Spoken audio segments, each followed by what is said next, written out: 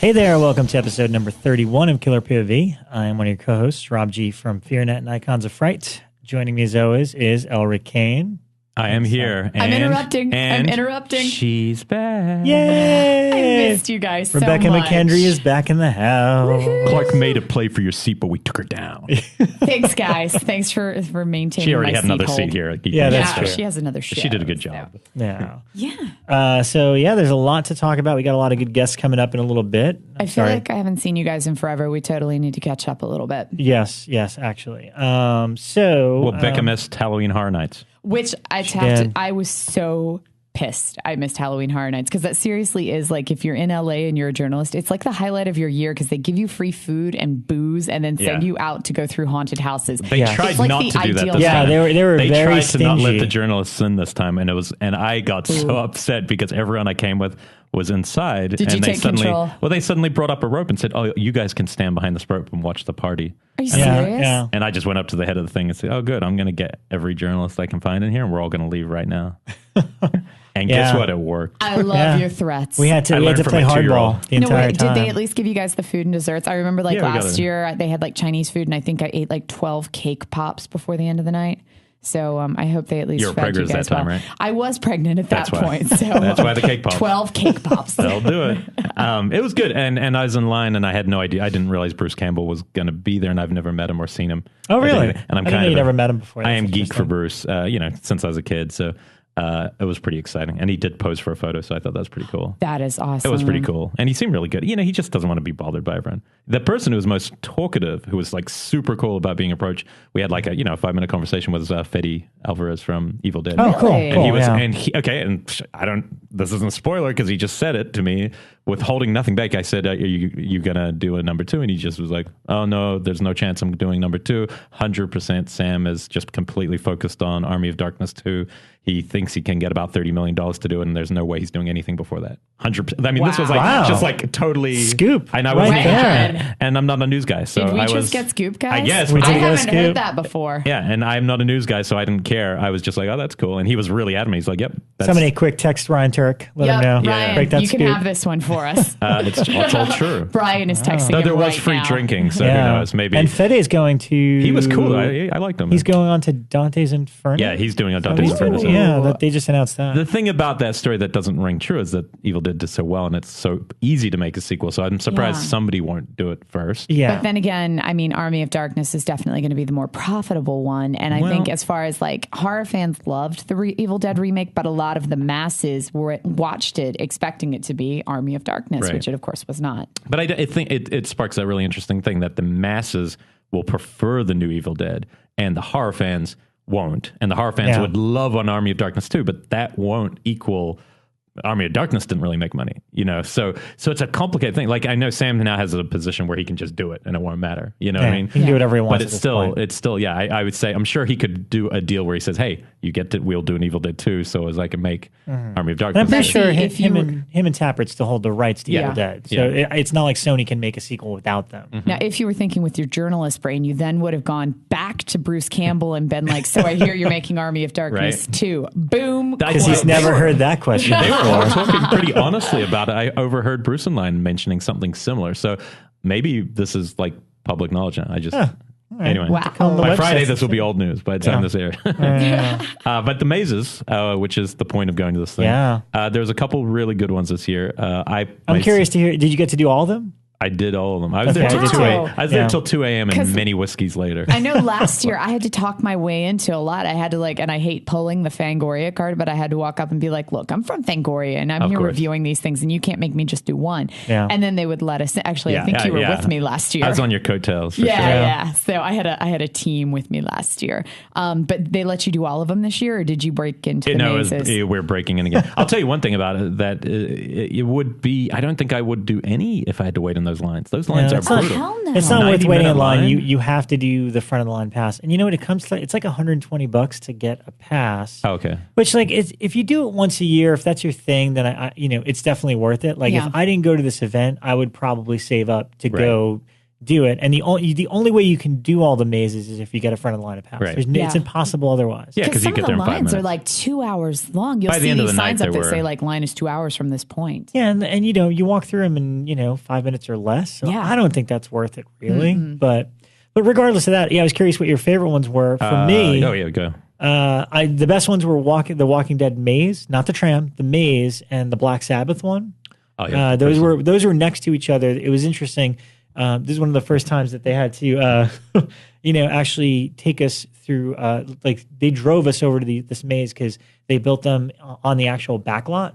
Like they pretty much expanded the space They've of done other that mazes. 2 years prior, but they've always struggled with the tram. Like last year, or it might have been the year before, there was one year that the Scream themed maze was over there, and that you took the tram to that, and they've always the tram. They've always kind of They're struggled so with silly. the tram. This and is what different. is over there. They do they usually do like a Walking Dead tram where they bring you down to where like the Psycho House is and you walk through it. Yeah. No, they brought you to the back lot because they built mazes there. Oh. Like they literally got way bigger Okay. this year. It was really cool. That is cool I because felt- the tram parts always sucked. Yeah, the tram parts still suck. I think if you like the show The Walking Dead, you probably don't give a crap about the maze. And if you Well, no, like I mean, the maze, actually, you don't the like maze show. last year was not that good, but this year the maze was amazing. Like Yeah. you walked in and there was like that one section where it was all the heads in the glass in the water glass cases, and then like the little girl comes running out of the closet. Like it was pretty freaking awesome. Wow. So and this one of year my I really thought it good was great. friends is in John Humphrey is yeah. in the Walking Dead maze, so I have to go through there's just some- for him. For me, it was Black Sabbath was amazing, just because he also wore glasses and kind of had an Yeah, effect. the It was just 3D cool. thing. I like the ones that aren't tied to a franchise because they're sometimes the ones that surprise you. Yeah. And I thought Insidious was really solid. It was fun. Really, I was the I opposite. liked Insidious was the most disappointing maze I really, to me. no, we liked that one. But I liked Evil Dead. But that was like in the middle point. It wasn't as Yeah. good as Walking Dead and Black Sabbath. Yeah. You know, for the past 2 years, my favorite mazes have been the ones that weren't connected to anything. I really La liked Lorna. the La Lorna one last year, and the year before, I really liked Alice Cooper's maze. Yeah. Just because they were just more traditional haunted houses where it wasn't like we're trying to show every scene from Hostel in one maze. Yeah. right. So, Black Sabbath was very similar to Alice Cooper. Like I felt like they just rebuilt it a little bit and used a lot of the same stuff. But then again, like you're walking through this maze and they're like cranking war pigs. You can't not get excited. You're like, oh, it's awesome. Yeah, it was fun. I had a good time at that. But that's enough about mazes. Yeah. People want to hear about movies. yeah. Movies. Well, before the movies, let's hear what Rebekah was up to. my You were on the gosh. I don't think convention we have circuit. time to hear Guys. about this convention. We did. Well, you know why we have time? Because she met Killer POV fans. I did. So Shout I will outs. give you guys the short version. So I was on the East Coast for 3 reasons. I was judging the Skyline Film Festival, which was great.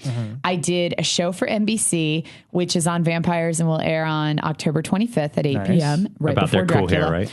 Yeah, well, that was kind of my disappointing point was they asked me to come on because they'd listened to a lecture that I'd given in New York on the correlation between vampires and a rabies outbreak during the 1700s and how I was positing that vampirism was actually just rabies before they could identify rabies.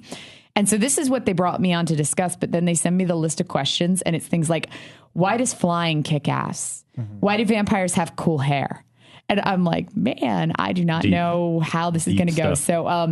So I answered their questions to the best of my ability, and I'm anxious to see how much I get edited out. But it was fun to do regardless. Man, those are the type of questions that like other journalists that don't cover horror events are always asking on red carpets. Like I hate doing red carpets because you're like stuck with all these people. But they always do that. They're like, why are vampires so cool? And Yeah.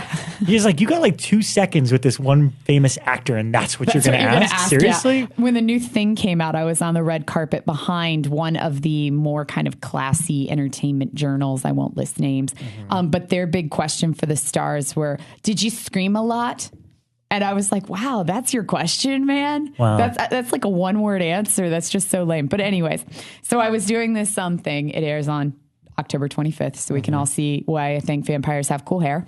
And but then the thing that I did for the primary time that I was there was I went to a convention in West Virginia called ShakaCon. Awesome name. The convention itself was kind of a mixed bag for me, where the place that they were having it in, they had no air conditioning and no indoor plumbing. Oh, was this the first time they tried this venue? First time. Okay. And so they were doing it in what I think was a rundown factory, like a closed down factory.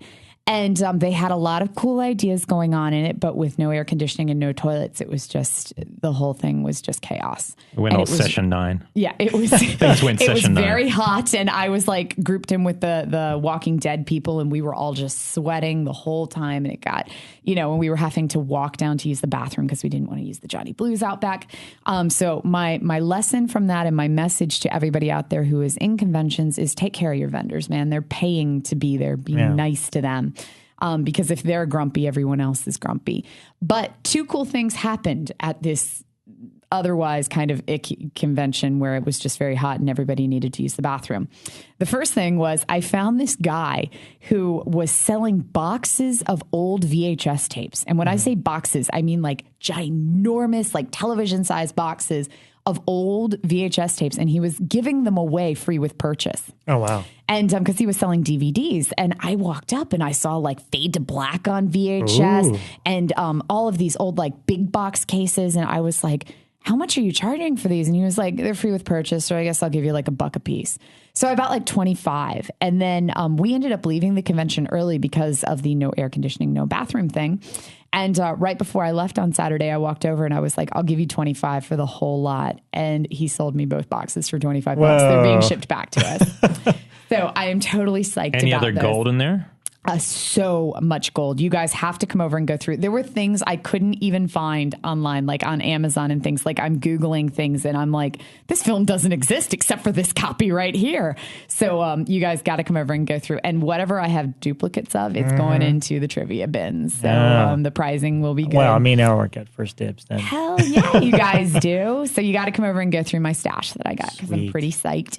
And then the second good thing that happened there was I met some awesome Killer POV fans. They run a podcast out of West Virginia called the Exercast. Mm-hmm. And these guys are awesome horror fans. Where did you meet them again? I met them at the convention. Which one? Which convention? The Shaka Con. Until we get effects, that's what you're going to get. So yeah, the convention, not so good. But these guys were awesome. They knew their shit. They sat there and we talked horror and geeked out for like the first 2 hours on Saturday before I got fed up with the heat and no toilets and bailed out. But the really cool thing, in addition to just chatting with them, is they turned me on to these things called German hard boxes or German hard cases. And I'm going to pass around a picture to you guys. These have become my new passion. And I bought one off them. So they are German DVD releases and they look like books. Like it looks like you're buying an Encyclopedia Britannica hardback cover called Pieces or Witchery. Oh, that's cool. But it's inside when you open it up, it's always a double DVD. And then there's a whole book of stills and information about the film. Yeah, that looks awesome. So, yeah, I bought one for Burial. And as soon as I got home, I ordered one for Ilsa. Mm-hmm. But those things, they've become my passion. So I love German hard boxes. But these guys were great. Sending out her phone so you can look at the photos on it. So you're not alone. I gave an adequate description, I think. So, but yeah, so I've got a couple of these now. So these are kind of my new collector item. I've only found them on eBay so far, but I've been totally geeking out over them. You're such a geek. I know. Otherwise, I got to see Insidious 2 and Riddick. Oh. So... Insidious 2? I don't know. Did you guys discuss it last week? Am I behind? I did. He did. I still haven't seen it. I thought it was a fun bonkers, sequel, in the old days. I did too. Just fun. It was just fun. It was kind of a rehash of the first one, where it just kind of said, yeah, but it's still a good time. It was fun and weird, but the big thing we're pushing for, and we will be responsible for the Hollywood deal when Don Coscarelli gets the gig to do part 3. Yeah, we want him. Fuck yeah, we will take full credit when Chase Bank ATM and Len Handhawk are cast in that film. We'll take full credit for that. Now, did you guys see Riddick? No, I haven't. I don't need to see Riddick. See, I am such a huge fan of Pitch Black, and I really liked Chronicles of Riddick. Riddick, I mean, it is exactly what I thought it was. It was an action film with really bad lines. It was just, kind of one of these movies where they don't come up with witty comebacks. It's just like, I'm going to kill you. Fuck you. And I just can't believe how many years are between that? Who makes a sequel that far apart?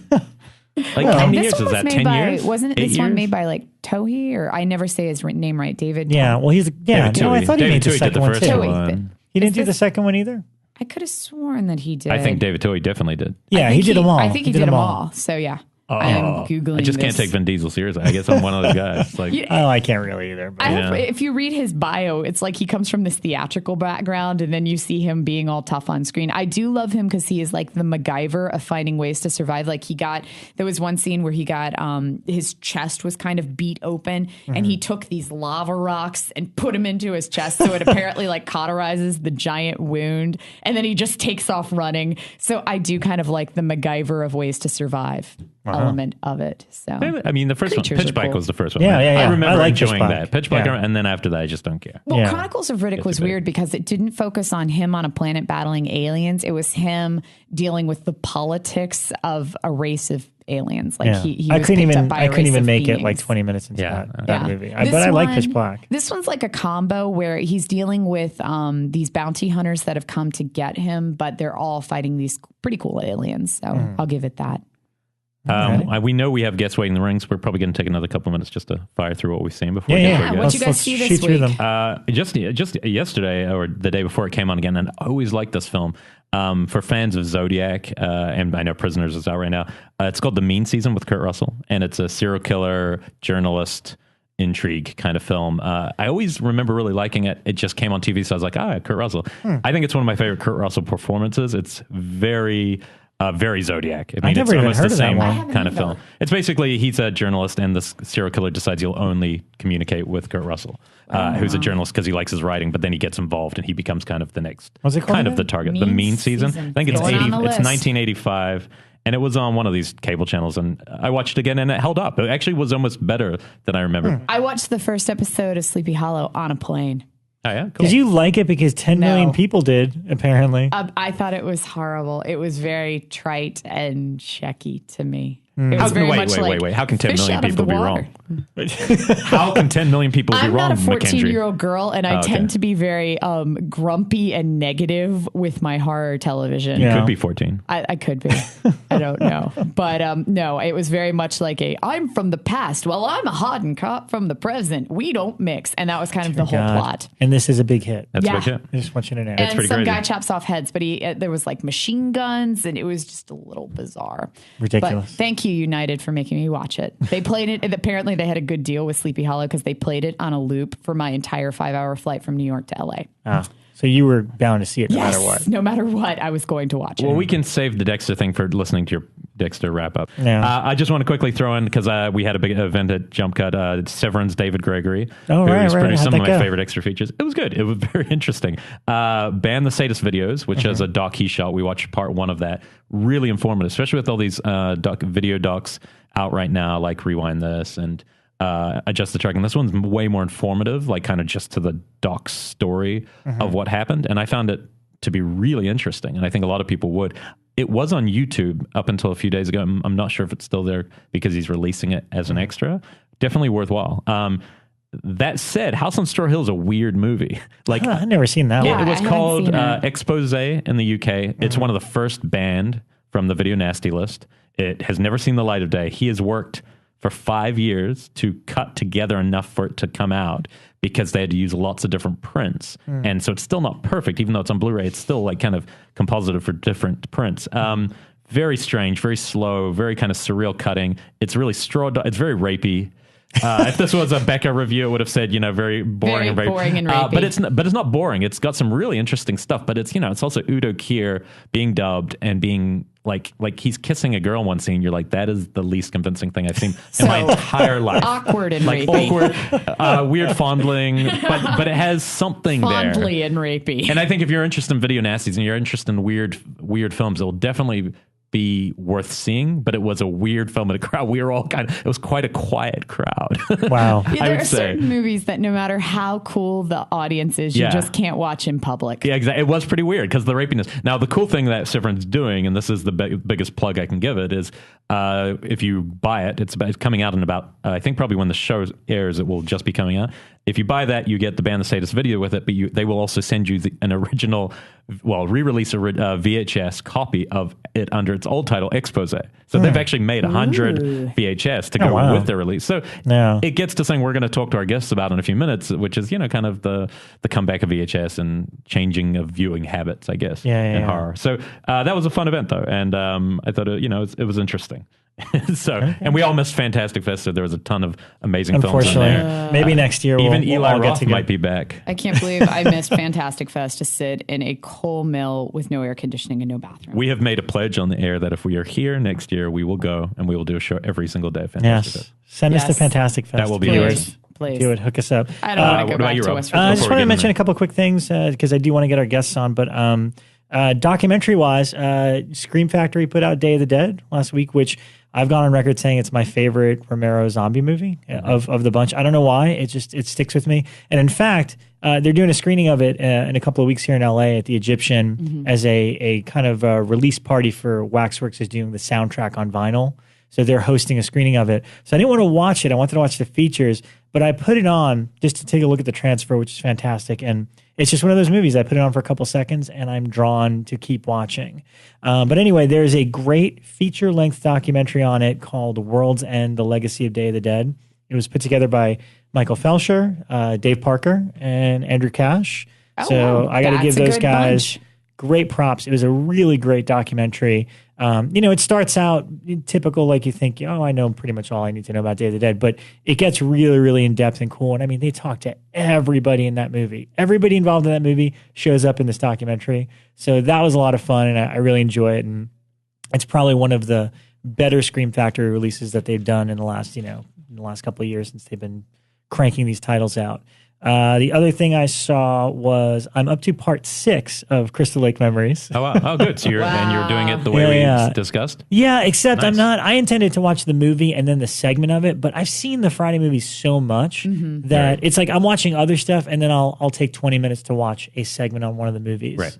So I'm up to about part 6 now, and it's pretty terrific. But again, like Elric said a few weeks ago, it's not the same as Never Sleep Again. Yeah. And I think it benefits watching it in pieces. Like, I don't think there's any one that should sit there for 6 hours and watch I had it. planned to find a Saturday that I needed to work on my computer. I just watch a couple at a time. I think that's a negative way to watch it. It is. I think it's because there's no through line story. Oh, it's just, really? it's like, oh, here's this one. It's just and little here's what happened. segments. Yeah, I mean, it sort of continues, but not really. Not the way that Never Sleep Again The only did. character you could say is maybe Frank Mancuso Jr. in a way, Yes.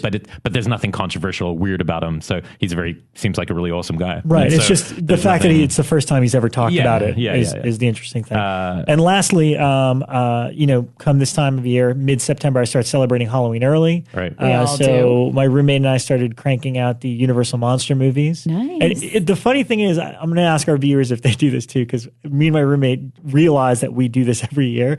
You break out the box set, you get all excited, and you always start with like Dracula or Wolfman or Frankenstein, one of the big ones. And then you make your way like halfway through the box and sort of abandon it. Yes. So I never watch Invisible Man, Mummy, Which or is the best Phantom. one. Invisible Man's my all-time favorite. So when we realized that that's what we both do, we're like, oh shit, let's go backwards. So we started with Invisible Man, which I'd seen when I was really young, but man, it's kind of this guy. It's got this dark humor to it. Yeah, humorous, weird. Humorous, weird, great performance. Yeah. And Invisible Man kills more people in that movie. Yeah, he's messed up. Yeah, he kills a train, and they even say it's like the 20 people's killed, and then the 100 on the train. And I'm like, wait a minute, he killed 120 He's worse than people. Wolfman. Yeah, he's pretty bad. So that was amazing, and I look forward to hitting up all the other Universal Monster movies this next month. Terrific. Cool. But without further ado, we're gonna just grab our guests. Yeah, we'll so have a sit quick tight. 1 minute break and.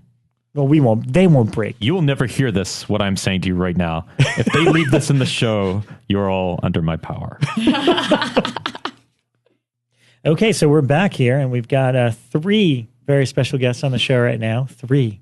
We've got the head programmers from the Cinefamily, Tom Fitzgerald and Bret Berg. How's it going, guys? Howdy. All right, and also one of my dear friends, Phil Blankenship. Hi, Rob. No context for Phil at all. It's just like, and one of your dear friends. Yeah, that- he's just hanging out. He gets What an happened extra to the whole space. heavy midnights thing? Listen, I was going to get to that. I was Okay. building it up, okay? right. But All right, get to yeah, it. no, Phil also programs at the Cinefamily. He's got a great event called Heavy Midnights. Shows some really cool films. Phil's responsible for a lot of my favorite theatrical experiences out here in LA. That's cool. That's the truth. So, one of the reasons we brought these guys on, Elric got really, last year you guys did a pretty amazing thing for Halloween for You all of guys October. was it the Video Nasties last year? It was every midnight we did a different Video Nasty from the original Video Nasty list. The film's banned by the British government. Yeah. Which is amazing, and obviously there were people that went or tried to make it through all 31 nights. What was kind of like the prize if you made it through all of them? Wasn't it something like you got to you could screen anything you wanted to. It was your night to be awesome. A guest curator, a guest programmer for one night. Wow. And when we originally concocted that, we thought maybe one lunatic would see 25 of them or something. Right. And like, great, all right, we'll give them a night. Who cares? But about 24 people. Wow. 24 people. Saw every single film, validated by a stamped card, you know, that they stamped at 1:30 in the morning every night they left. And they made it through, and we had to show a film of theirs once a month, I think, and it just finished up recently. Wow. We managed to spread out their picks amongst our midnight movie residencies, like Phil's Heavy Midnights or Friday Night Frights, which is our other midnight residency. Or we developed a new slot Wednesdays at midnight every other week. Just to get those off the table. But it harkens back to before Cinefamily started, originally back when it was me and Hadrian at the executive director of Cinefamily. Yeah. We would go into, he owned Cinephile Video, which is on the west side of LA. It's a specialty video store. And we would go into the New Art every other Wednesday at midnight and illicitly, under the radar, however you want to phrase it, we screened 35 millimeter prints every other Wednesday at midnight.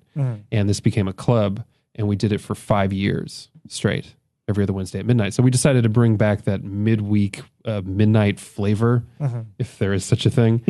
An exclusive club of people really, really dedicated to doing this kind of thing. Yeah, to be honest, it was mostly the other winners who attended these screenings. They attended each other's screenings.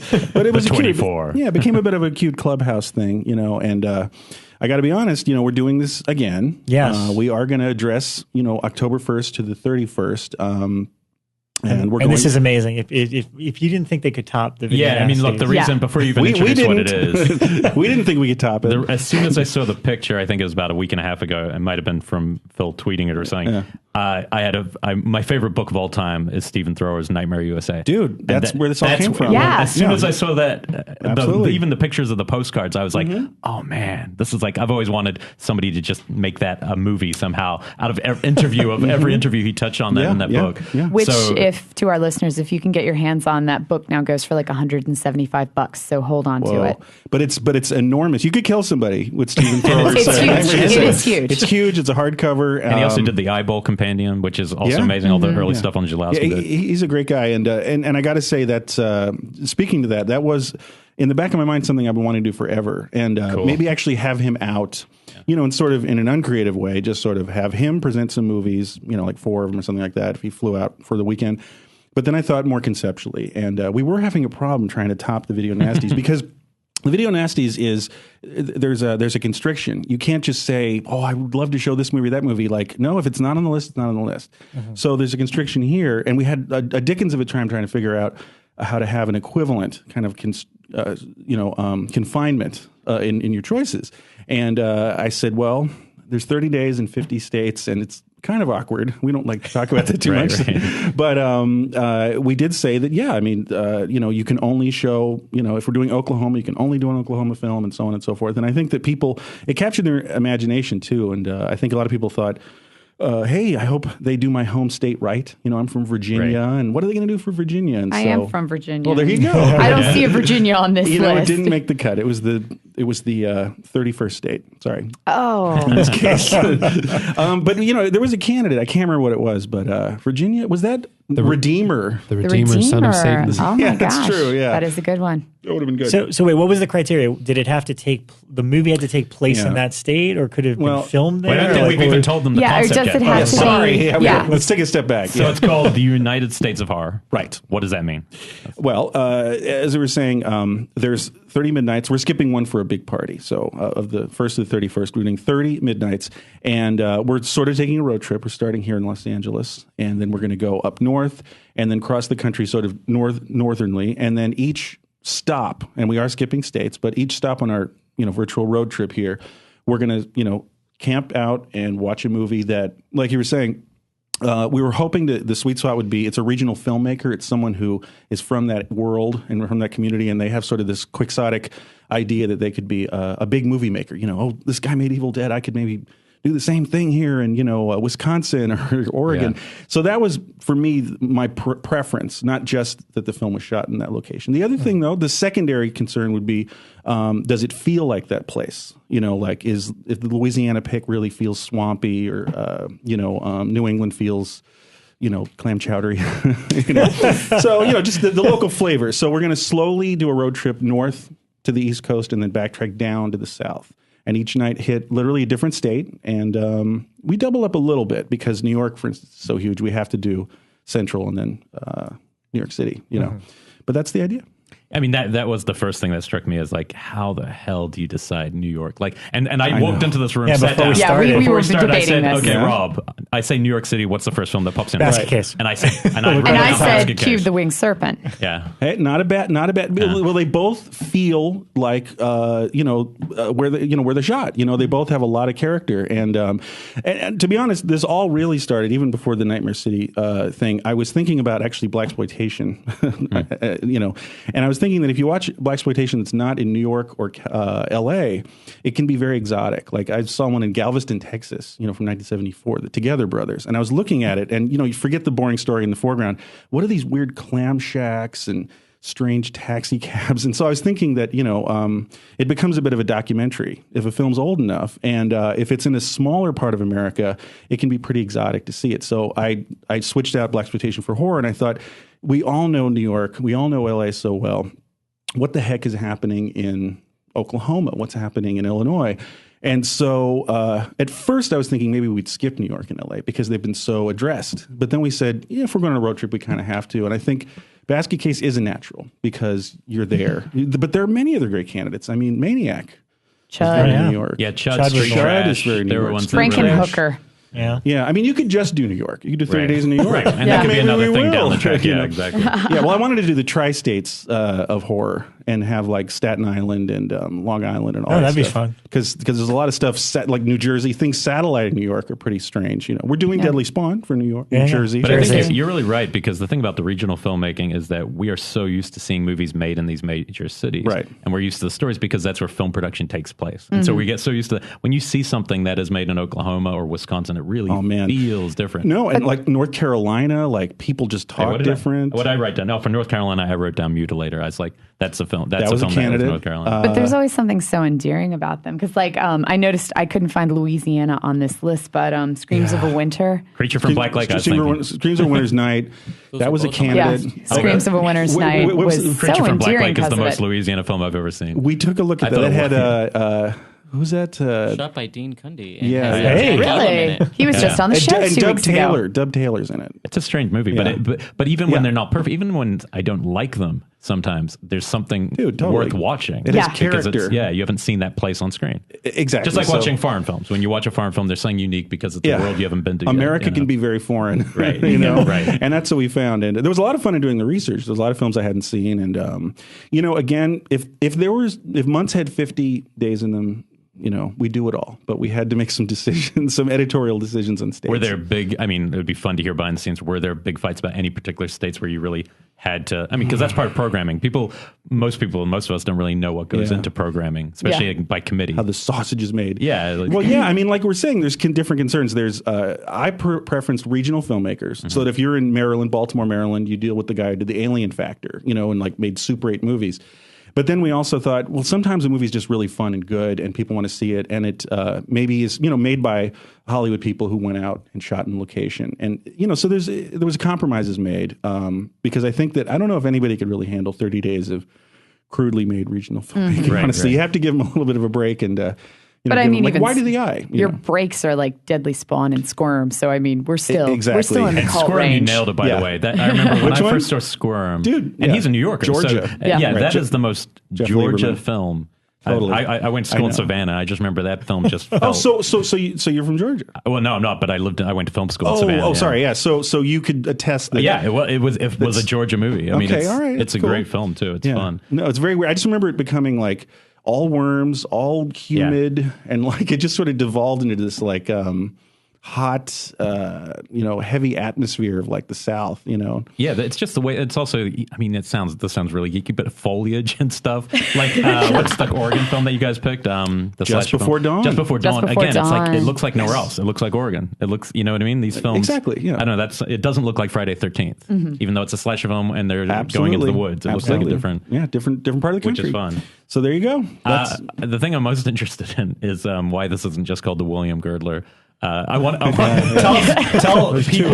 tell people who don't know, but also, he also did Grizzly, which isn't on the list. Tell people a little about it. Was a candidate, because I don't know a lot about William Girdler. I've seen his films. You guys, I'm no expert. Well, he died at the age of 30. Oh, really? Having made 9 features. He was kind of the Fassbinder of the regional horror set, and he died in the Philippines in an accident. I think he was scouting for a movie. Like you always hear the stories about helicopter accidents that kill filmmakers. It was one of those. Right. Oh, wow. And he was just a really, really gung ho guy who in his early 20s decided to, he had the urge and made his own independent horror films and other genres. He did 3 blaxploitation movies too, I think.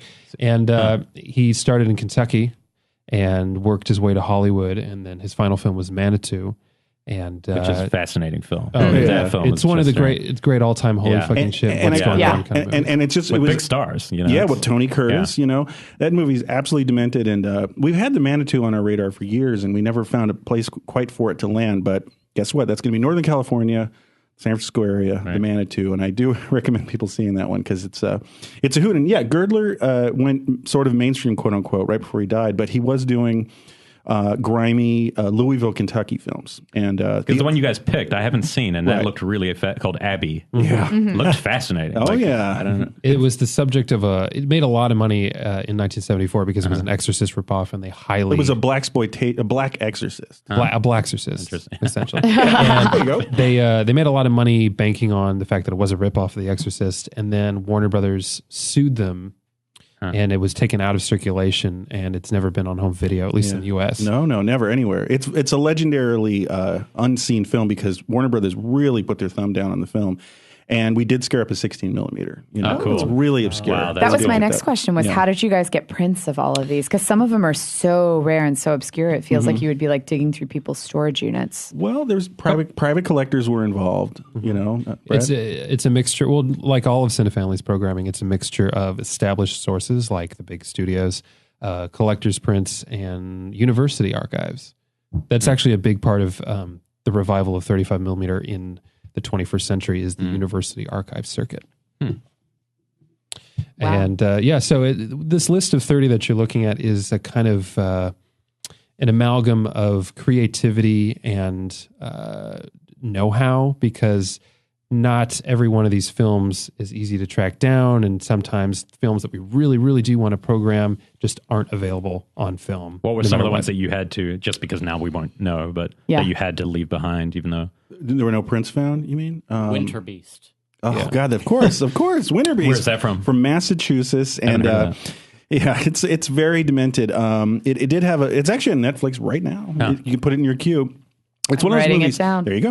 It's like it's one of those films that I love where it looks like it started in 1985 and it finally came out in 91, and there's like mismatched footage, and definitely has an actor who's like mustache changes, shot to shot, because they kept having to have him come back and do reaction shots, whatever. It's very demented. We didn't find a print.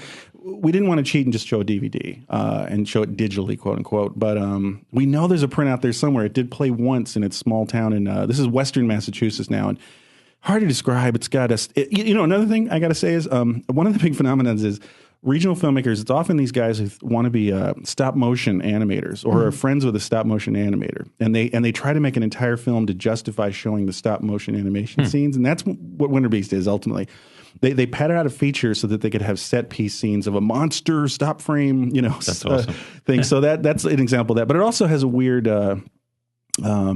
Forget it. I won't get into it. Look at Winter Beast. Well, I mean, the cool thing is, we never found a print. Somebody almost could be running this film festival at home. Like, people listen to this all over the place, right? Not just LA. So, like, somebody could be following what you guys are doing and watch that film pretty much every night from home. I think they might have trouble with Chester Turner. Yeah, there's a couple I don't know on how here. easy And Abby. Tales from the Quad Dead. But you know what? I think, YouTube has been really remarkable. Yeah. You know, it's a little lo-fi, but you'd be surprised what entire features are playing out on YouTube these days. There have been so many Really? that I love obscure films. Yeah. So there have been so many that I can't find anywhere else. But if I Google it, I'm like, I know, what the hell? It's like sitting there on YouTube in its full version. I know, it's the whole movie. And that was I watched Blood Lake on YouTube the other day to audition it for Oklahoma. Can you I talk think a little our bit about Chester Chester? Turner Yeah, show yeah, is talk about that. actually going to be the DVD release party. Oh, It's gonna right. be Oh, so it's double coming feature out finally. DVD. Wow. Massacre Video's putting it out. Amazing.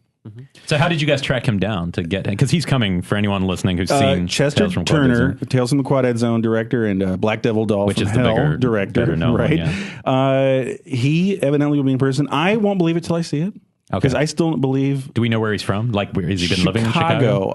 I hope he's not an imposter. And it's actually Chester Turner who shows up to our theater. But we're flying him out. He's it's coming going to out. be Elric. Yeah, Just yeah, like, I am Chester Surprise! Turner. I know. How did we find him? What's going on? Well, this guy Lewis who runs Massacre Video is the guy who found him, right? Yeah, he found him after years of searching. I think he was like doing the phone book newspaper thing for years, looking for him in the Illinois area. And he found him. He was super excited to find his one fan.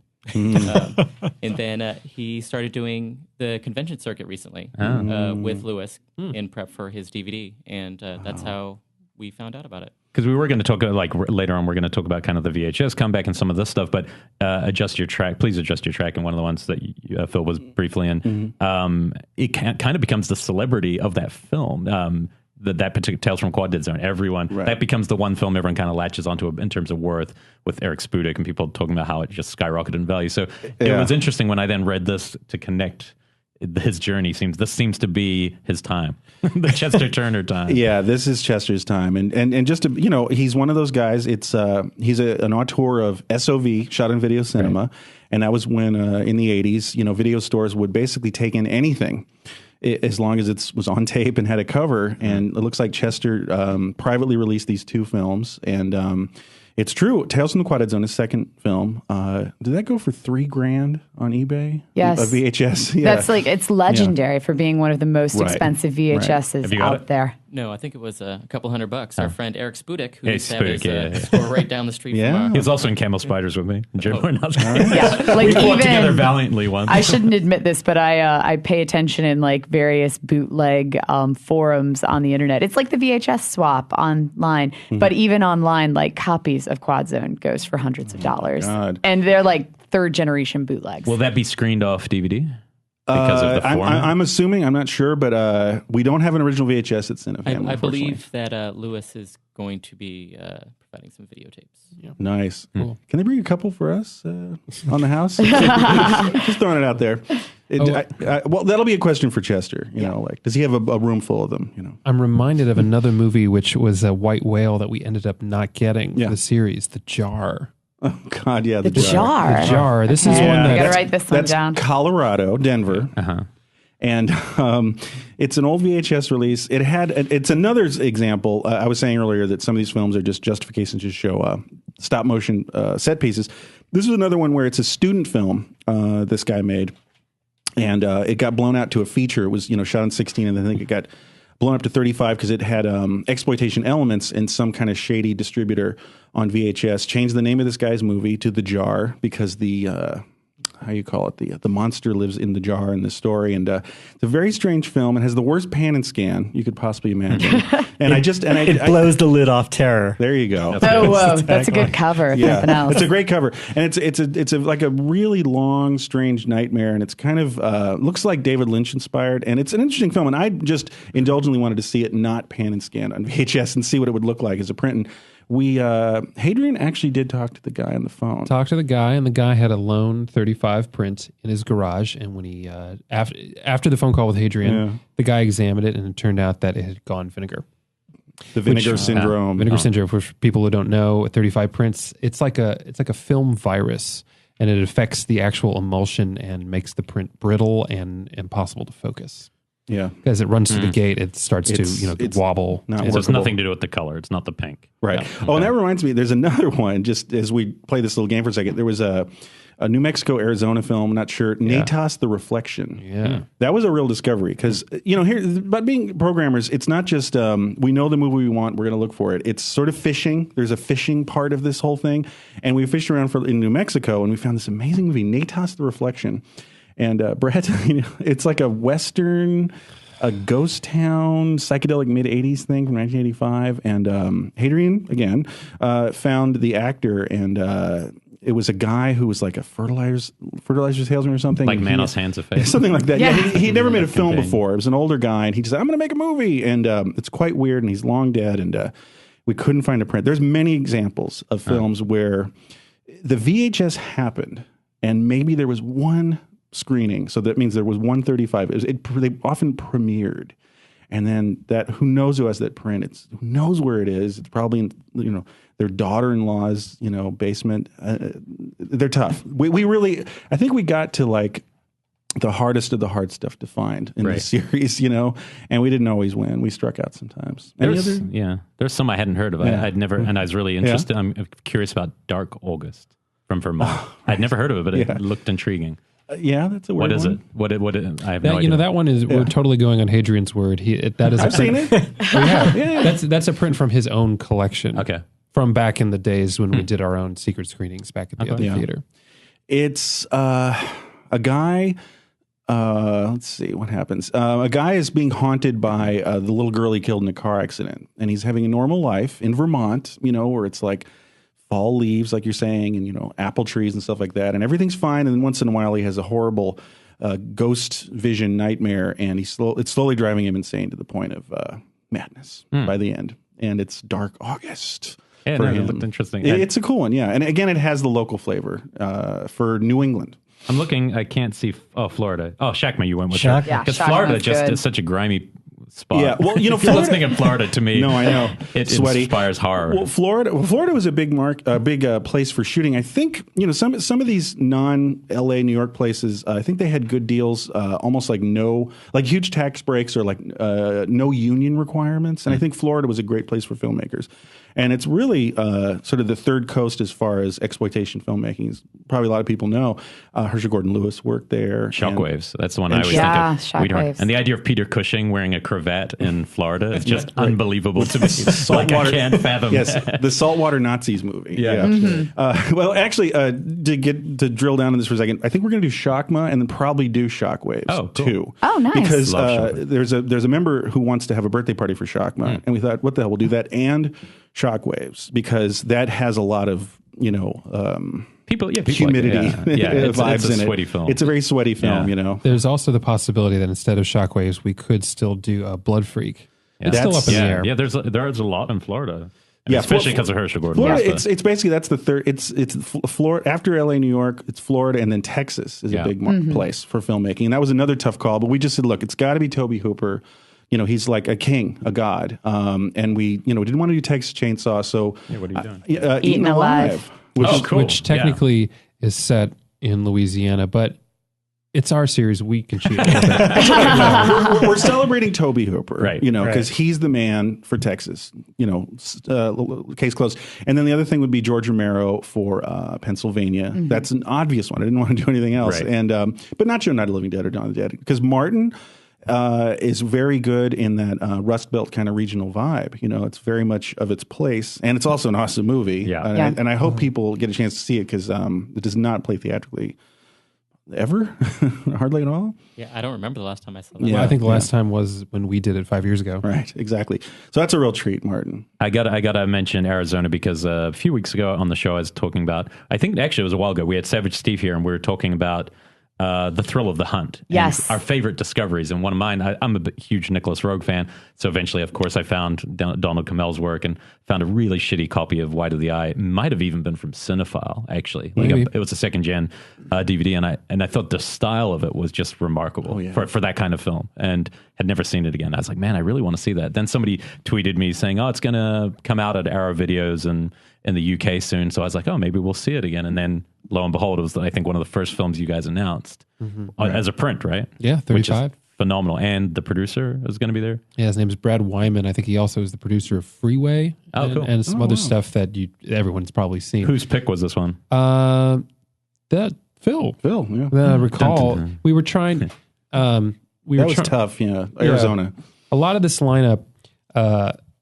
Hadrian and Tom went to Toronto for the festival, and we were trying to finalize a lot of stuff with Phil here in LA. So I was talking with Hadrian and Tom in Toronto and Phil, and none of these other three people, aside from me, were in the same room with each other. Yeah. It was so communication breakdown. Yeah. So Phil and I spent a good long evening trying to hammer out a good solid draft of this. And then for Arizona, we were going to do something else. It was the Todd Killings, which is a great early 70s true crimey kind of Pied Piper of Tucson, a teen murder movie. Yeah, teen murder movie where this guy is kind of like an impresario of murder, getting all these teenagers It's kind of like kill. River's Edge, and it's a true story, and it is a cool movie. It's about a kid who took a bunch of bored teens and had we're bored, let's kill somebody kind of thing. And it really happened. And set in Tucson. Yeah. We were going to go with that. But then Phil suggested Wide of the Eye, and it just made more sense because it is, even though it's a Donald Cammell film and it's not a genre film because he's his own genre, it is a serial killer movie at the end of the day. And it does feature a ton of Arizona-ness. Exactly. In fact, it opens with a giant blue title card that says, Tucson. Yeah. Right. It's also, and it was about a week ago, I was reading when Your Next came out. I stumbled on it. It'd be cool to put this on the Cinefamily site because there's some heat. Adam Wingard was talking about the influences of Your Next, and he said the number one influence recently he had seen White of the Eye. Oh. And so I was shocked because I just mentioned it, and he said, he didn't say where he's seen it, and he said just the kind of the experimental montage sequences with the close-ups, the eyeballs and shattering glass and stuff were a huge influence. I was surprised to read that. So I thought that would actually be kind of a fun tie-in because, people are still interested in that film. And again, it's one of the, it was Donald Cammell's film, and a really troubled career. Did he have about a film a decade, I think? Yeah, he made 4 films right in the end, I think. Yeah, and then he shot himself. Yeah. The guy did Performance with Nicholas Roeg, and so that's what got me to look at White of the Eye. Yeah. I was blown away. Even Demon Seat's kind of interesting. Yeah, it is. Yeah, we talked about Demon Seat last week on our technology one, or the week before. Yeah, and I mean, the story about him asking for a mirror as he was bleeding out. Yeah. And in the editing bay, and then somebody did his director's cut anyway. Doesn't seem necessary. Yeah. But, oh well. Anyway, Hollywood. we'll find out probably more from talking to the producer. I hope so. Yeah. Could be interesting. We wanted to talk about it. There's a couple things about programming that we're particularly interested in, and I think the changing model of what going to the theater experience is now. Cinefamily is obviously like at the forefront of that because there's a cult-like space where you're bringing in films, you're bringing people. There's a sense of community. It's not the Landmark or something, even though Landmark shows great films, there's no sense of community around Landmark. Yeah. So what is it? What's the challenges of being a programmer now, and also finding prints when they're often getting locked up in vaults now, especially with the studios? With the prints thing, Cinefamily, we're a nonprofit, so we have access to a lot of university archives and Library of Congress, George Eastman House, all these archival sources, which for-profit businesses like just your general repertory theater doesn't necessarily have access to. And on top of that, we enjoy a really good reputation with a lot of these folks because they know that we're trying very hard to make this a real theatrical experience that's different than your average movie house. So, we get, because of the length of time we've been doing it and the amount of films we book, we just have a different relationship than most theaters with these places. I'm going to speak for Hadrian because this is really his idea, is that Cinefamily is not ever trying to cater strictly to the hardcore movie fan. We're just trying to reach people who like to go out. And if we can convince the people who like to go out that a movie is the thing to do when you're going out, then it's this perfect marriage. It's also why our demographic is 50-50 men and women, more so than your average rep house where it's mostly dudes. Because we're just trying to get the people who want to have a good time outside of their house. Would you say that's true? Yeah, sure. And it's also just people who are curious about culture in general, not just like tunnel vision thinking, I just love film. Like, they might have other interests, music, comedy, things like that. And so we try to mix it up as much as we can and keep things lively. And we often think, boy, I love this movie, but we need a reason to show it. That's what I was talking about before. Like, a lot of these movies in this high concept 30 days thing are movies that have been sort of circling the airport for us for years, like The Manitou. We never were just thinking like, yeah, The Manitou's great. We don't want to just show it. Like, hey, go see this movie, The Manitou.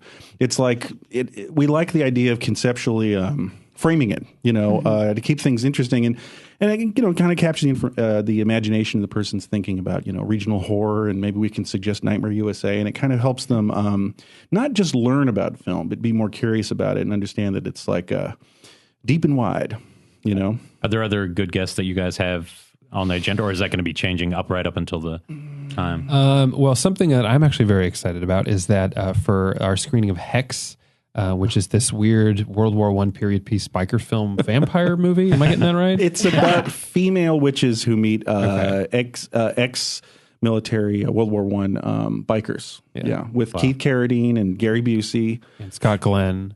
Yeah. Wow. So weird. The guest that we got for that is actually somebody that we've had before, and he's a really cool guy. He's composer Charles Bernstein, who people might know as the guy who wrote the music for Nightmare on Elm Street and The Entity, Cujo and The Entity, and Deadly Friend. Deadly Friend.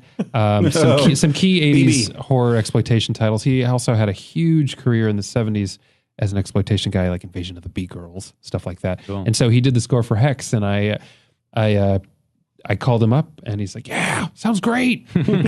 When he went, yeah, he's totally down. He used to be one of the board of directors of the Academy.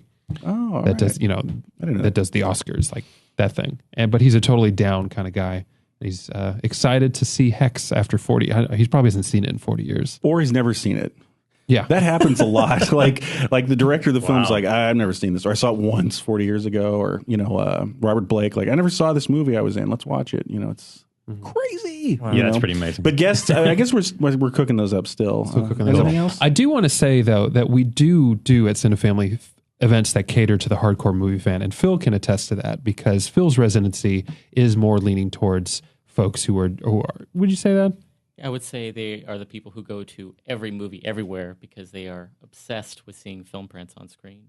And I guess if you're going to a movie at midnight, you're committed. I mean, any human being, if it's midnight and you're sitting in a movie theater till 2 a.m. and it's Monday, right? Yeah, exactly. Well, that's dedication. Not all the time. I would say that the lady who got blackout drunk before coming to our screening of Faces of Death last year, and who puked her guts out in the third row during the film. Wow. And when they were trying to lift her out of the row of chairs so that they could just get her out of the theater, she knocked over a folding chair and fell flat on her butt into her own vomit. Nice. Yeah. She is not so dedicated. That's the special. Well, what do you guys think what's special or different about programming for midnight specifically? Phil, as I look directly into your eyes. I'm just here to provide color commentary. Yeah, well, sometimes you get pulled into the fray. Well, I think that the people who are going to come out at midnight are going out for the movie. So I love playing things that they're going to be a little more open to. And certain movies play differently at the late hour. Certainly as you get a little more delirious. Some of these movies, like Carnival of Souls, seemed like they could only exist at midnight. So I think people react to them differently. Do you guys remember the first midnight movie you all saw? Or maybe because that's usually pretty infectious.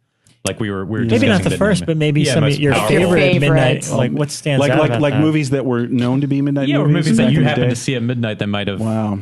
Well, it's a little different because I'm a child of the 80s, and at midnight on cable, they had movies. So, when I was really young, too young, I saw Eraserhead and Forbidden Zone. Yeah. And I didn't know what the hell was going on, especially with Forbidden Zone. And it was on at midnight. So it was on video or on, cable. But that had a deep effect on me. And then otherwise, I just saw all the hits, the usual. Clockwork Orange. When as a child of the late 80s into the 90s, my parents didn't know how to program the VCR and didn't know that I knew how to program the VCR. So basically, like what you're saying, Tom, is that I would circle things in the TV guide and tape them and then watch them the next day, and the parents had no idea. But that's how I found out about stuff like Tarkovsky and Lynch and Ken Russell, is because the Movie Channel actually had a really audacious late night program. That's the one I'm talking about. No, it's called the Movie Channel. Oh, the Movie Channel. It's still around, right? Yes, it is. Is it? Oh. I think so. But that's the channel I'm talking about. Yeah. So Yeah, they would show things like Tarkovsky's Stalker at 2 a.m. Yeah. God, And this is like 1993, Yeah. and it's manna from heaven for the 13-year-old Bret, right? Right. So I didn't really have too many formative midnight movie theatrical experiences until I was way into my 20s. Right. Yeah. But even then, they can be powerful because it's such a different time. It's like the movie After Hours. It's the time where most people aren't around, and so to be anywhere coming out at 2, like even say you're at the New Bev or somewhere, just where that is at 2, that's a different part of the city. So you walk out at 2 or 2:30 a.m. It's a very different space. Well, it's like or what I love is that like you go into a midnight movie and the city's alive, and then you leave and it's like, whoa, especially LA. Yeah. It's a really interesting ghost town. What about you, Phil? Do you remember any midnight? Well, growing up in a small town, I was just obsessed with watching lots of garbage movies. And, Rob knows me. I watch a lot of garbage stuff. And I thought I was basically just alone in that. But going to college, I was going to UC Berkeley, and we had the UC Theater there in town. And I saw tons of stuff when I was like 18, 19, 20 in theaters. I saw 3 issue of Fulci's The Beyond. I saw Evil Dead Trap. Saw like hardcore pornography at midnight. And just seeing that there was other maniacs out there certainly made me feel less alone. And it fostered a community, which I think is like what Cinefamily really has going for it. Yeah. Yeah. Do you remember? Phil, do you have any of your own personal favorite of of the stuff that you've Color commentary, Rob. Color commentary. Sorry, I just had to have to ask. No, because as I said before, and I meant it, that some of my favorite screenings are ones that you set up yourself. And the thing I love about going to some of your screenings is you're always having a good time. You always ask, has anyone not seen this? And if they don't, you're like, your mind is going to be blown. Like you're an advocate for the the theatrical experience. So any of the ones that you've hosted that are some of your personal favorites, some of the best ones, best guests that you've had? Well, I just want to point out to everyone that Rob is the kiss of death for midnight shows. He has actually attended. Oh, that's right. My 2 least attended midnight screenings ever. I was there. What were they? Oh man! Just So a I'm few like a weeks bad. ago, I'm a bad luck charm. I'm sorry. Which were they? Yeah. So back at the New Beverly, I screened Savage Steve Holland's How I Got Into College. Yes. Oh, this movie's good film. hilarious. And I Yes. love That's great. Savage Steve. Well, me, Phil, Jackie, and the Gouligers really loved it. and the Gouligers, they're there for everything. Yeah. Yeah. Yeah, and then when Rob texted me the other day to say that he was coming to my Class Act screening, Yeah. You knew there's trouble. I admitted on I think our first episode how much I love kid and play movies. Yeah. So there. and it was good because it was like me, Rob, Jackie, man. No, there's more. Gouligers, but then there was a kid from Kid and Play. So, So, so the world's not ready for the Kid and Play movies yet, huh? I think the world's just not ready for Rob to go out. After midnight. Stay away from house I'm party. sorry. Which is hard to get him out after midnight. I'm not going to tell you when I'm coming anymore When because I you're don't want to jinx younger, it. did you go to midnight movies more when you were younger, or is this a recent thing? Feeling old? Or No, what? more when I first started visiting LA because even in New York it was more of a pain in the ass because I lived in Long Island. I was outside the city, so like to get it. I mean, it wasn't like getting out of a theater in New York City at 2 a.m. It's like it would take me 2 hours to get home. It'd be like 4 or 5. So I never really did the midnight thing except for big movies, like big Hollywood movies. They'd always do that sort of stuff. But no, I mean that was part of. I think I told this before, but I think I was just randomly visiting town when Phil was hosting that Dolph Lundgren festival. It was like 5 movies in a row. I just couldn't believe that those movies were playing in a theater together, especially I Come in Peace, which is one of my favorites. Dark Angel. I Come in Peace. It's a bullshit title, Dark Angel, but that's okay. Dark Angel. So yeah, I remember going to that. And I think that might have been the first time I met you, Phil. Yeah, I believe we met. And I think that was the night that we were selling the footlong hot dogs, the Dolph Dogs. I've never seen Dolph Rob Dogs. Dolph hung. pack away so much footlong meat. Well, he's got 5 movies to get through. Oh my God. But anyway. But I think there is something you were saying before about the pacing too, like, or not even the pacing, but just picking a film at midnight is going to pace differently. The fact that Eraserhead, was a huge midnight success. I remember the first time I'd seen it on VHS. First time I saw it in a theater. There's parts in the middle where you start to meander, drift in because it has that feeling. But then the last 20 minutes, you're suddenly like alarmed into the sound design. I was just going to say, the sound is unrelenting at the ending, and final, you walk out like very alone or something. Yeah. That movie just forces you out onto the street. Yeah. Kind of change. The one that stuck out for me, I remember seeing first time I'd seen a still of it, but never had seen the film, was Eyes Without a Face, and somewhere in New York they played it, and I just couldn't even believe how artistic that film was. Just how gorgeous. I thought, this is going to be like a Grindhouse film long before Criterion, before it came out. And I remember just being floored. Wow. I felt like Tim Burton's whole career I questioned everything after that. Interesting. I felt like everything had come from that one film. Yeah. With him, I don't, especially the Scissorhands. But anyway, it's an amazing film, and I haven't seen it play at midnight since. I don't know. Was that maybe Anthology Archive or somewhere in New York? I wouldn't be surprised. Yeah, that we've been thinking about maybe screening that one at some point. It's a gorgeous film, and some people still haven't really quote it yet. But do you remember your? I do. Well, when I think of midnight films, I mean, I'm from a ridiculously small town, and we used to screen films on the side of barns in my tiny little town. And so that's seriously, because we didn't even have a theater in my town, we had a drive-in.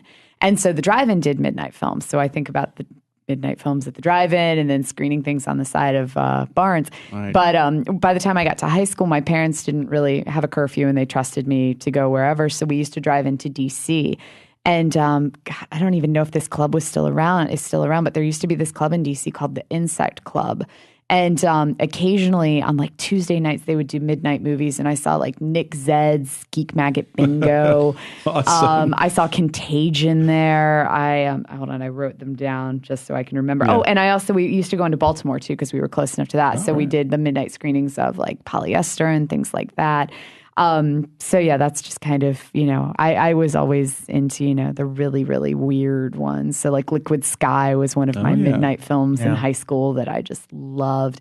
And Ebola Syndrome was another one. And that was one, it had just come out when I saw it. It was like 1996, 97. And I remember seeing that one at just like a midnight screening in like the basement of this disgusting goth club in DC. But so awesome. So yeah.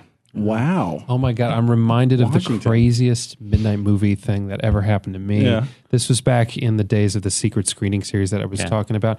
We called them the Black ABBA. That was our kind of code name for the secret shows, because we wanted to come up with a name that was vague yet evocative, and Black ABBA. And like Secret 16, Mike Williamson. Yeah. So it was kind of like a secret handshake password kind of thing. If you knew, then we'd let you in. Hadrian would get on this kick where he would only buy 35 prints of films that had the least amount of information possible on the IMDb. Like no user comments, check. No votes, check. No director name, check. Okay. So we got this one print of this film called Teenage Mother.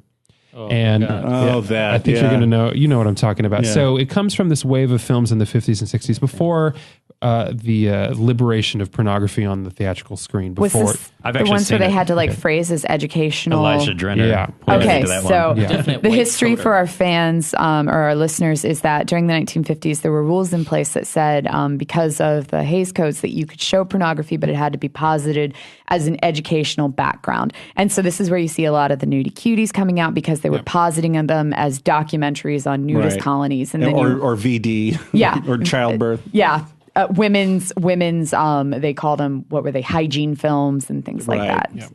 So Teenage Mother is somewhere in the early to mid 60s, and the premise is that of a Swedish teacher becoming a substitute teacher becoming a real teacher in the school, and she's excited to teach the kids sex education, and the school board doesn't know if that's really the right thing to do, and yada yada yada, and it's totally kind of bland and boring and whatever and crusty. And because these screenings would sometimes start at 1:00 because we wouldn't start right at midnight, everyone's had a lot to drink and to smoke, and so I get really tired, and sometimes I would just fall asleep in the middle of these Black ABBA screenings. So about 30 minutes of Teenage Mother goes along, and I find myself drowsing off to sleep, and I'm solidly in my sleep, and I'm awakened by the sound of about 80 or 90 people shrieking bloody murder, as if something so terrible was happening to them they couldn't contain it. Just an outpour of inhuman screaming. And I open one eye, and I see how committed you were to sleep. I open one eye, and I see on the screen before me a live childbirth. Oh my gosh! But not just any childbirth. One with forceps and ripping and grabbing the child's head with the forceps. That's called an assisted childbirth. It's called fucking a child up for life when you grab salad tongs and yank a baby out of someone. It actually does not hurt. They explain this in childbirthing class. You gents don't know, but they do explain this in childbirthing class that has to happen. Yeah, but at 2 a.m. when you're not fuck up the kid. But it would be disturbing as shit. It looks gnarly. So I was awakened by the sound of something like 80 or 90 people discovering this method of forceps delivery all at once. It was incredibly maddening. It was insane. Well, here's one of the things you're talking about, which is interesting, is sometimes there's these movies that kind of jack in the box you know, and then they're so boring, and then it goes nuts. Because that's the thing. What you're trying to say too is like Teen Mother's kind of slow, and you're like, maybe everybody was sort of drifting off to sleep in some form, and then suddenly there's an explosion of raw, harsh childbirth happening, and it's like out of nowhere. So that happens. The Jack in the Box. Yeah, in the case of this film, it's let me show you a educational. It's like a film within the film. Let me show you a film about childbirth that'll teach you a lot. And then all of a sudden, it's like giant vagina, blood, head, forceps, yank, twist. No one will ever become a teenage mother. And it's larger than life on the big screen. And then the film within the film ends, and that's why you shouldn't be a teenage mother. That's how Let Me Die a Woman was for me, where the whole film is kind of, you're troubled. And then out of nowhere, sex surgery. It's just disturbing. Yeah. There's always those. I used to go to these phenomenal screenings in New York City when I lived there from 42nd Street Pete. And he was a pornographer in New York City. He didn't make porn films, but he was a very kind of just he had the taste of porn films, and he would, disseminate what was bad porn and good porn. But he would screen stag reels, which were there's bad porn and good porn. Cherry Popper's 12 bad porn, Autobiography of a Flea, good porn. Right. So and he would screen these stag reels, which were just literally like 30-second clips, but he would screen them over and over and over. So I miss the 42nd Street Pete screenings, because he would always intro them too, but he was describing the most beautiful art film you've ever seen, and then you watch like two Scandinavian girls going at it for 30 seconds and then on to the next one. 20 seconds. We got to get him out here. He is amazing. Yeah, I'm going to keep that in mind, because it also reminds me we had the Something Weird video guy, Mike Rennie. Where's he based? Seattle, okay, I believe, and he's become a bit of a god, over the years. An incredible collection of stuff, that he got in 35, and his company that distributes them. And we had him out a couple times, right? Recently, he's got this sexploitation doc. Frank Handenlotter has a new doc called That's Sexploitation. It's right. Fascinating. Anyone who's even remotely interested in film should see this documentary. It's really good. They sent us a screener. Oh, it's great. Yeah. They slowly walk through the sexploitation, and there's some really, we all know maybe more the 60s and 70s, but this film gets into the minutia of like 30s, 20s, 40s stag films, and this footage is incredible, and like it's becoming almost like a Library of Congress kind of level thing, his collection, and no one else is really cataloging this stuff, and it's also a lot of fun. We should say that Handenlotter has been working with Mike Franey of Something Weird for years, so this film is a Something Weird production. Yeah, Basket Case was a Something Weird when it first came out, right? Yeah, I think so. Yeah, I believe so. And he did the Herschel Gordon Lewis doc. Yeah. So that too. Yeah. When we screened That's Sexploitation for the first time, something like 4 or 5, 6 months ago, Mike Franey came out to the theater for the first time in a long time. It was really nice to see him out because he doesn't really do. There's a lot of film collectors that do the circuit, do kind of shows here and there, go on tour. Franey is not one of those guys. Yeah, I'm dying to get into that collection. We can't really get any prints from him. The documentary has. I keep talking about Doris Wishman on the show, even though she's not horror, but I wrote a book on her a couple of years ago, and really? She's mentioned a lot in there. So I just love her. Yeah. It's kind of horrific when she smothers the guy with her breasts, right? Yeah, I could see that because I wrote about how they're not exactly like the bouncy boobs. They're more kind of like freak of nature boobs. Right. So it's a little disturbing. Smother boobs. Yeah.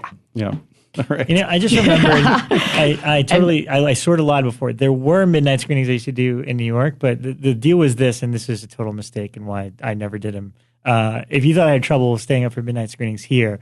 Back in New York on Long Island, the Cinema Arts Center over in Huntington used to do midnight screenings, but their midnight screenings were double features. Oh, so they you're would getting start at like 4 at midnight. a.m. Yeah, and so I remember going to Reanimator and Demons, and by the time Demons was on, you're just delirious because it's 2:30, 3 in the morning, and you're like, I don't even know I'm in a theater. The movie's in a theater. I don't know what's happening here. Yeah. So that was Am I in crazy. the movie? Yeah, that's what it felt like. We've done a few of those Dusk Till Dawn things. I am we need to do so another bad one. at those because I always fall asleep, and then I'm like, man, I can't believe I fell asleep in the middle of blank. Yeah. Well, I think we try to show the worst stuff at 4 in the morning. I think it might have been that same theater that did this gimmick. They did the overnight, horror marathon for Halloween. But I think the gimmick was you had to pay to get out, right? You pay to get out. That's right. You remember? Wow. Yeah. So you have to sleep in the theater. you have to be awake for all the movies. But if you can make it through every movie, then you don't have to pay your ticket. But if you leave early, it's like $50. Yeah, you have to pay whatever it is. Bring that back. That's a great. So does that mean it's like the Ludovico technique? They pry your eyes open. They have ushers with bright flashlights, cattle prods. Yeah, I never braved one, so I don't know how serious they get with this process. Wow. But that doesn't it's a sound fun idea. Doesn't sound very conducive to fun.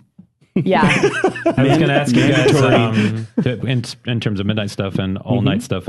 I grew up in a place. Well, the importance of programming in general and collections of film, which is I grew up in a place where we didn't have any repertory theaters, and prints are almost impossible to get. But we had one human being in the entire country who just happened. And I wonder if you might have had some of his stuff. Ant Timpson from New Zealand. Oh yeah, sure.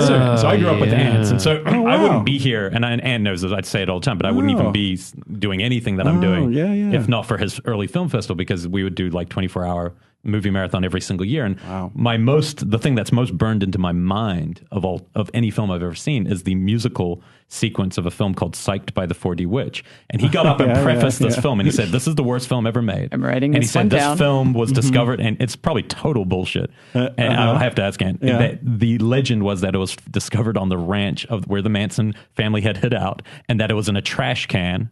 And they found this film reel that became Psyched by the 4D Witch. That sounds a little urban legendy. It does, but it helps. It helps the movie. That's some entertaining horseshit, but it's a good setup. A lot of films were found in a garbage can. But the musical part, the film's kind of hard to watch. But this was a film print that I was watching, watching it on one of those little DVDs where they're trying to make fun of it at the same Mystery Science shit. That's not the same thing. But watching a film print of that, it really was kind of incredible that it existed, and then it had this incredible, and I would recommend going to YouTube to watch the music part, because it's actually kind of incredible song right in the middle. The truth of Psyched by the 4D Witch is it was made by a sort of a quasi-religious cult, actually, not the Manson family. And I've recently found that there's an expensive book by the guy who made the movie, because he's sort of one of the Southern California kind of religious quack kind of guys who believed in electromagnetic heavens and things like that. And so that's his attempt to sort of evangelize about his religion. That's what that film actually is. Wow. Well, people always say, "Oh, that film's trippy," or people say that was like an acid trip. That's the only film I've ever seen that felt like I wasn't watching a movie. It felt like I was experiencing something that I didn't like experiencing. Well, that's good old Ant. It's fascinating. I just saw Ant in Toronto. And, he's great. He has a big collection, right? So it's amazing. We've gotten some stuff from him. We got Faces of Death from him last year for the Video Nest. Did you know he was actually here in LA right now? Like last week? Oh, I imagined he passed through for Fantastic Fest. So. Right.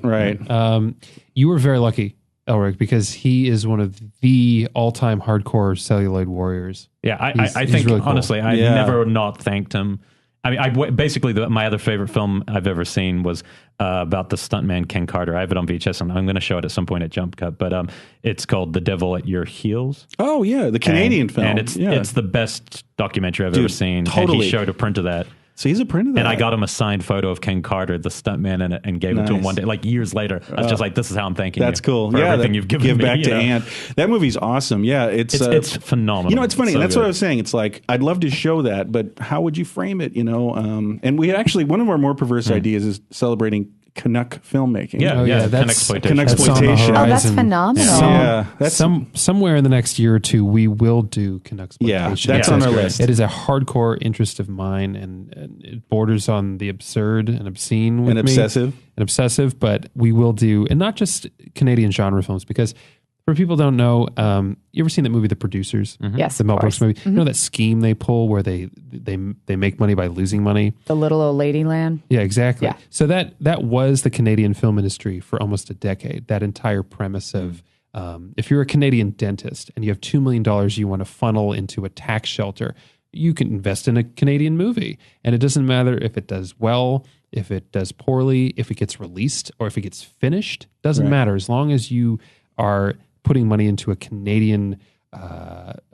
industry of some kind, they would just give the money right back to you in taxes. So it's a rare instance when a film is made without any concern for the marketplace whatsoever. Yeah. So this would happen hundreds of times in Canada. In essence, every Canadian movie in the 70s and early 80s is an art film because financial considerations were out the window. The layman's window into this world is Cronenberg, of course, because everybody knows Shivers, Rapids, The Brood. And Shivers was one of these titles. Yeah. Well, all of Cronenberg's titles up until the early 80s were benefited in some way from this.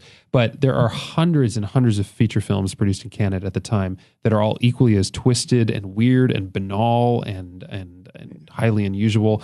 And the best ones are not the genre films. It's really the low-key period pieces that are the weirdest and the coolest. One of my favorite ones actually just got a release from Synapse a couple of months ago, Sexcula, which is fascinating because it is the only pornography film that was completely funded by the Canadian government because they literally just gave the guy the money to make the film and then he shot, and they walked away and he shot a porn and then they came back and they were like, well, you shouldn't have done that. And they never released it. But it's this weird 1970s amalgam of, pornography and a plot, kind of. It reminds me a little bit of Nocturna, if you've seen that, where it's kind of campy and funny at the same time and kind of shecky. But Now, Canada is the only country that could simultaneously inadvertently fund a porno and an anti-pornography screed at the same time. Yes. There's this fascinating National Film Board of Canada documentary called Not a Love Story,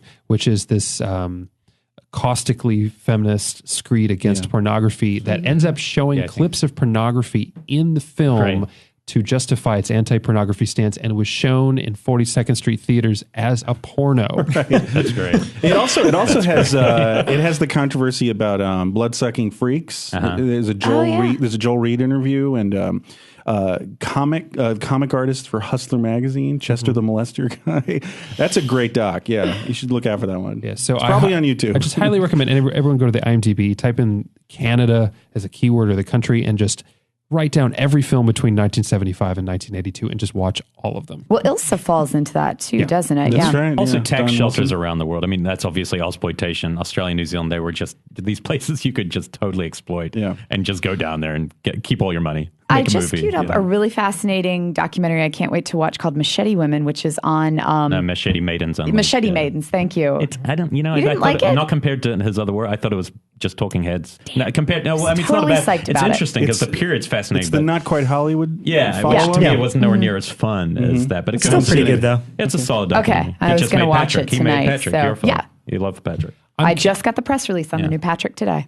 I'm very curious to know what the repertory scene in New Zealand was like if it was just this one. There was none. Point. I mean, it's just Ant's just Ant, and that wasn't often. Ant would basically have a once a year for at least 15 years. He had something called the Incredibly Strange Film Festival that he had, which would be, I think it was about a week, but then it would culminate in a 24-hour movie screening. And he would have the most amazing brochures you've ever, I've never seen anything. If anything you see coming out of the Alamo or Fantastic Fest isn't even close to what he was pulling out. When you see what the designs for ABCs of Death, when him and Tim made that film, the actual design being the strongest part of what they're doing, all comes from Ant's sensibility of really like finding a way, an access point to make the funds look just so fun. Wow. Films look so fun. But he did it for about 15 years. And then I guess what happened, if this is wrong, he'll correct me, but the actual international film festival, his festival would often bump up against the respectable festival. And at some point they were really like not happy about it. And one point, and basically, I guess they did the smart thing and they incorporated him.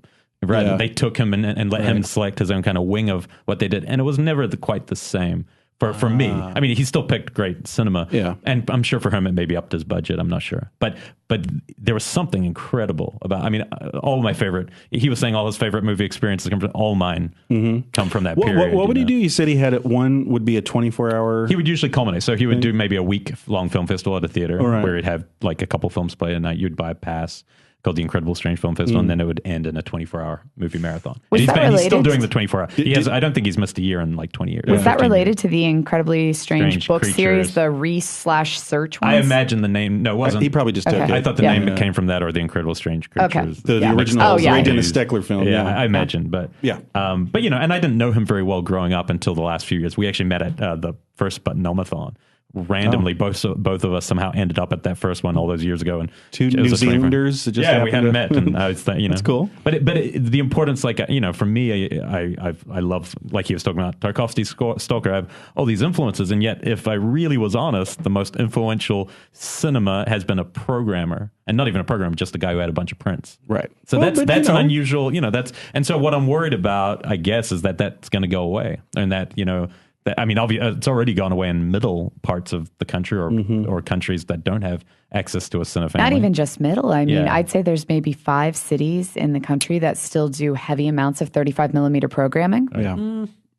Well, we are pretty tied into the extended family of art house nonprofit people. There's this thing every year right before Sundance in Park City, kind of in this ski resort. There's this thing called the Art House Convergence, where it's all kinds of managers and programmers for theaters like Cinefamily all across the country.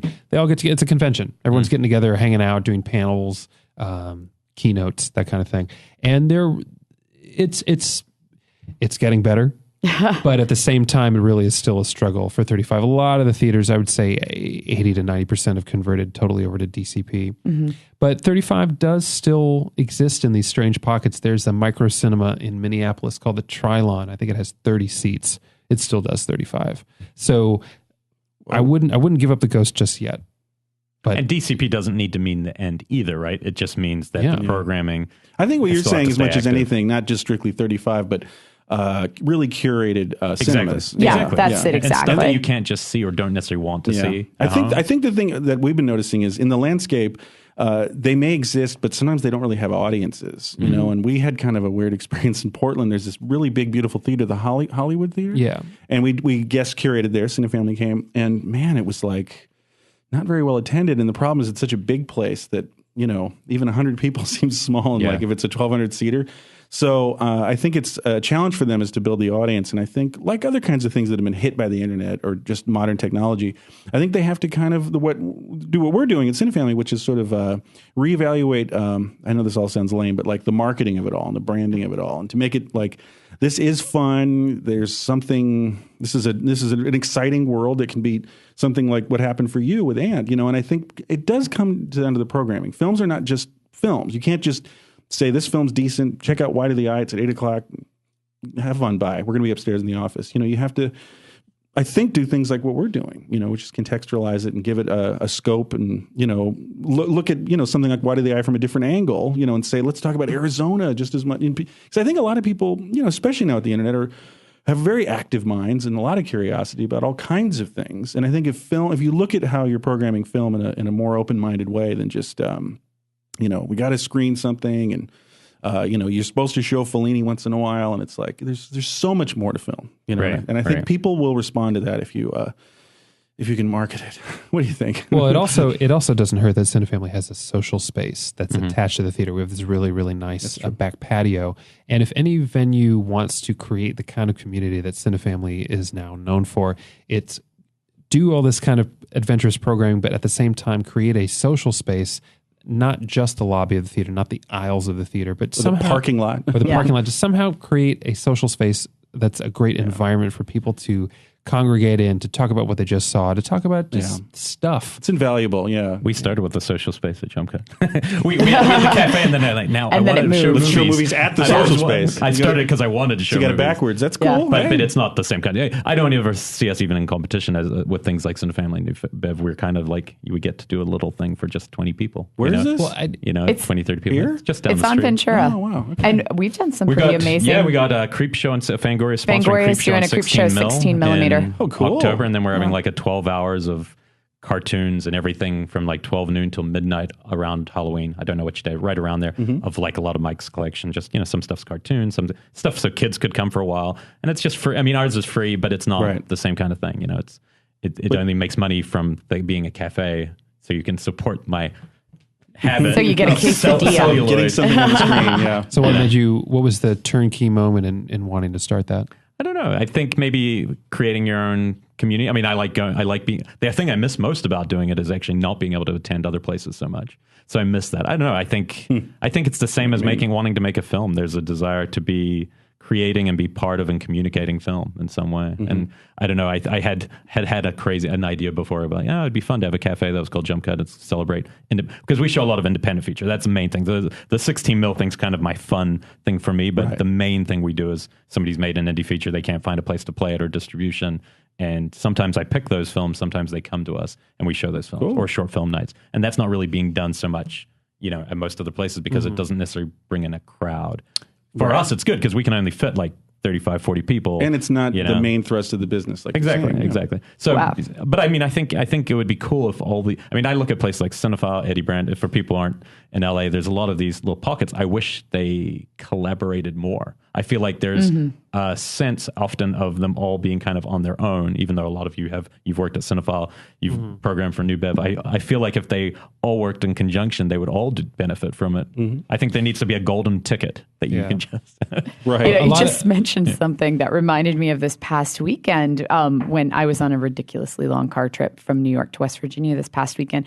And my husband and I were talking about how it's one thing to be a film geek, but the ultimate film geek has their ideal curation of this is the series of films I would do together. And Elric and I have talked about what our ideal film showings together are. So that's kind of the pinnacle of geekdom. I know what you mean. Well, when we started, we had there's films we're just dying to show, and figure out a way to show them. You know what I mean? And one of the other great things is discovering a movie that you didn't know about, and just being blown away, like Natas the Reflection. Well, I mean, that's why you guys are here, to be honest, because I got so excited as soon as I saw the list. I'm like, there's things on here I haven't seen, and that's the exciting part. Anything like Deathbed? I've seen Deathbed. I've bet the bed that it's made, but I haven't seen it with a group of people, and I haven't seen it on film. Yeah, never. Yeah. This is it'll be elevated. Our screening of Deathbed comes from the only print ever printed. Yeah, that's cool. Wow. And we're very excited. The filmmaker's daughter is going to be there too to kind of give the backstory about what led to the creation of such a fucked little object. Yeah. Are there any other titles that you're curious about? How they came to be? I've never seen The Being on screen, and so I'm definitely coming to that. Well, they're the ones that I haven't heard of. I mean, Homebodies I've never heard of. That one's a cool movie. Tom indulgence, really. Yeah, well, I guess so. It's senior citizen murders. Oh, good. Senior citizens are murdering. Excuse me. Well, that's Ohio. It's Cleveland, and it was shot in a weird time where Cleveland was changing, literally. So the location was going from old, turn of the century housing, which was being demolished in real life. And there were high-rises being built right next door. And so someone conceived to have the film be about the old people who didn't want to leave their houses, who decided, hey, what if we started killing all the construction workers to make them stop, constructing and demolishing our place? And so it's sort of a black comedy where they conceive of ways to make it look like an accident. And that's Homebody. And then they turn on each other. Oh, yeah. Nice. Right. Yes, exactly. I guess if we're starting to wrap up. Did you watch it? Yeah, I watched it a couple days ago. Did you like it? I'm just curious. It's a fascinating curio, and I'm not surprised it hasn't been on DVD or anything. Right. It's just so specific. It's a very unique film. Yeah. What are the ones, all three of you individually, or what is the one, if somebody was only seeing one thing that you are personally most excited about, just human seeing? What is the one thing The we Last need to House on Dead End Street. Really? For upstate New York. Yeah.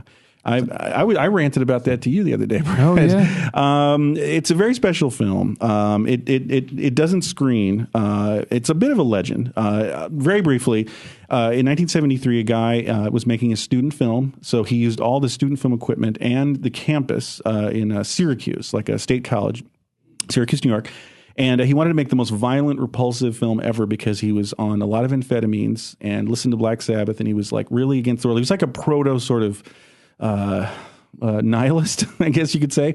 So he wanted to make a film about people who make a snuff film. So he stars in the film, and it's very crude, and it's very violent, and it's very gory, but it's also strange and kind of trippy, and it has like Greek mythology masks. Yeah, I remember that. Right. So you've seen it? I've seen it on DVD, but never a film. Yeah. So we're going to, I'm very proud that we're going to show it on 35 millimeter because it played a little bit in, very briefly, what happened was he made this film. It was 4 hours long, and it was called The Cuckoo Clocks of Hell, which is a quote from Kurt Vonnegut. He was really deranged. He freely admitted. Roger Watkins, who died recently, a few years ago. And so he just abandoned. He walked away from it because it was just a mess, and he never finished doing a final cut. And then someone sort of just took it. It was such a Wild West time in the 70s. Someone just kind of went, "Oh, give me the 16 of that," and then they brutally cut the negative.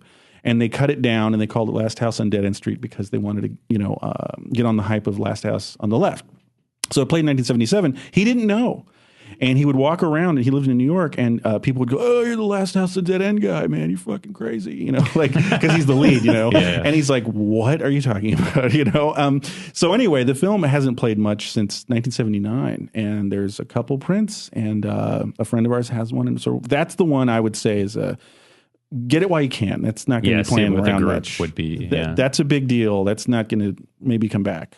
You know? And it's a unique experience. Wow. And it's a midnight movie for sure. About 1 a.m, you're going to be like, I'm losing my mind. Yeah. Here, Well, the one for me, I don't know if it's my favorite movie. It's definitely not my favorite movie, nor is it the most entertaining, but it's certainly the most fucked for me, which would be Eaten Alive. Tobe Hooper's Eaten Alive, which was his follow-up to Texas Chainsaw Massacre, might qualify as along with Convoy, might qualify as the single most coked out movie ever filmed. Eaten Alive, it's got the manic intensity of Chainsaw mixed with the otherworldly drama of an off Broadway tribulation, and a side of like creep show, like hyper cartoony colory. Yeah, like I don't know what he was going for. DC Comics. It feels like Tobe Hooper and his collaborators' minds were leaking out their ears like guacamole as they're desperately trying to get it all in the can, and it comes across exactly like that on screen. It's a passionately weird film. It's passionately weird. You guys could get a guest from that for that? Oh. I don't know. Maybe we haven't tried yet. You'd think somebody has to be. Somebody has to be here sadly, in LA. William Finley, who was also in De Palma's Sisters and Phantom of the Paradise, he's passed away. So Neville Brand's long gone. Maybe Tobe Hooper. I don't know. Yeah. Robert Englund's floating around somewhere. Yeah. And then the other film that's actually really interesting to me, it's actually kind of a joke that it's in there, but Hadrian was really passionate about it. It's called Endangered Species. It's directed by Alan Rudolph, who is primarily known as a Robert Altman protege, and did ensemble films. Ensemble films. And he started in horror in the early 70s, then kind of gave it up. But then right after 1980s Roadie with Meatloaf, he decided to do this sci-fi UFO cattle mutilation movie with Robert Urich called Endangered Species. No, I don't know. And, it's one of those titles that... So 35 is truly dead when you call up a studio like Warner Brothers and you say, we'd like to book Endangered Species on 35. And they say, we don't have it. They have the rights to the film, but there's just no prints for whatever reason.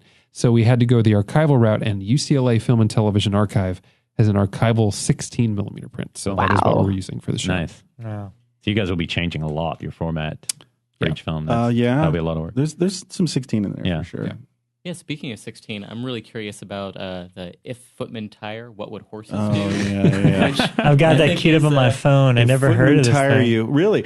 Yeah. That is Mississippi being represented. Mississippi in the house. It's a hardcore Christian conservative film about from 1970. It's what would happen if and when the communists take over in your town. It sounds so propaganda. It's total propaganda. It's agitprop, and it's a grimy, insane hour long where it's a fever dream of basically like a Tea Party equivalent of the 70s. And what happens is actually it's to speak to this. It's it has a lot of gory scenes that wouldn't happen otherwise, in this Christian world, but it's justified, as we were saying earlier.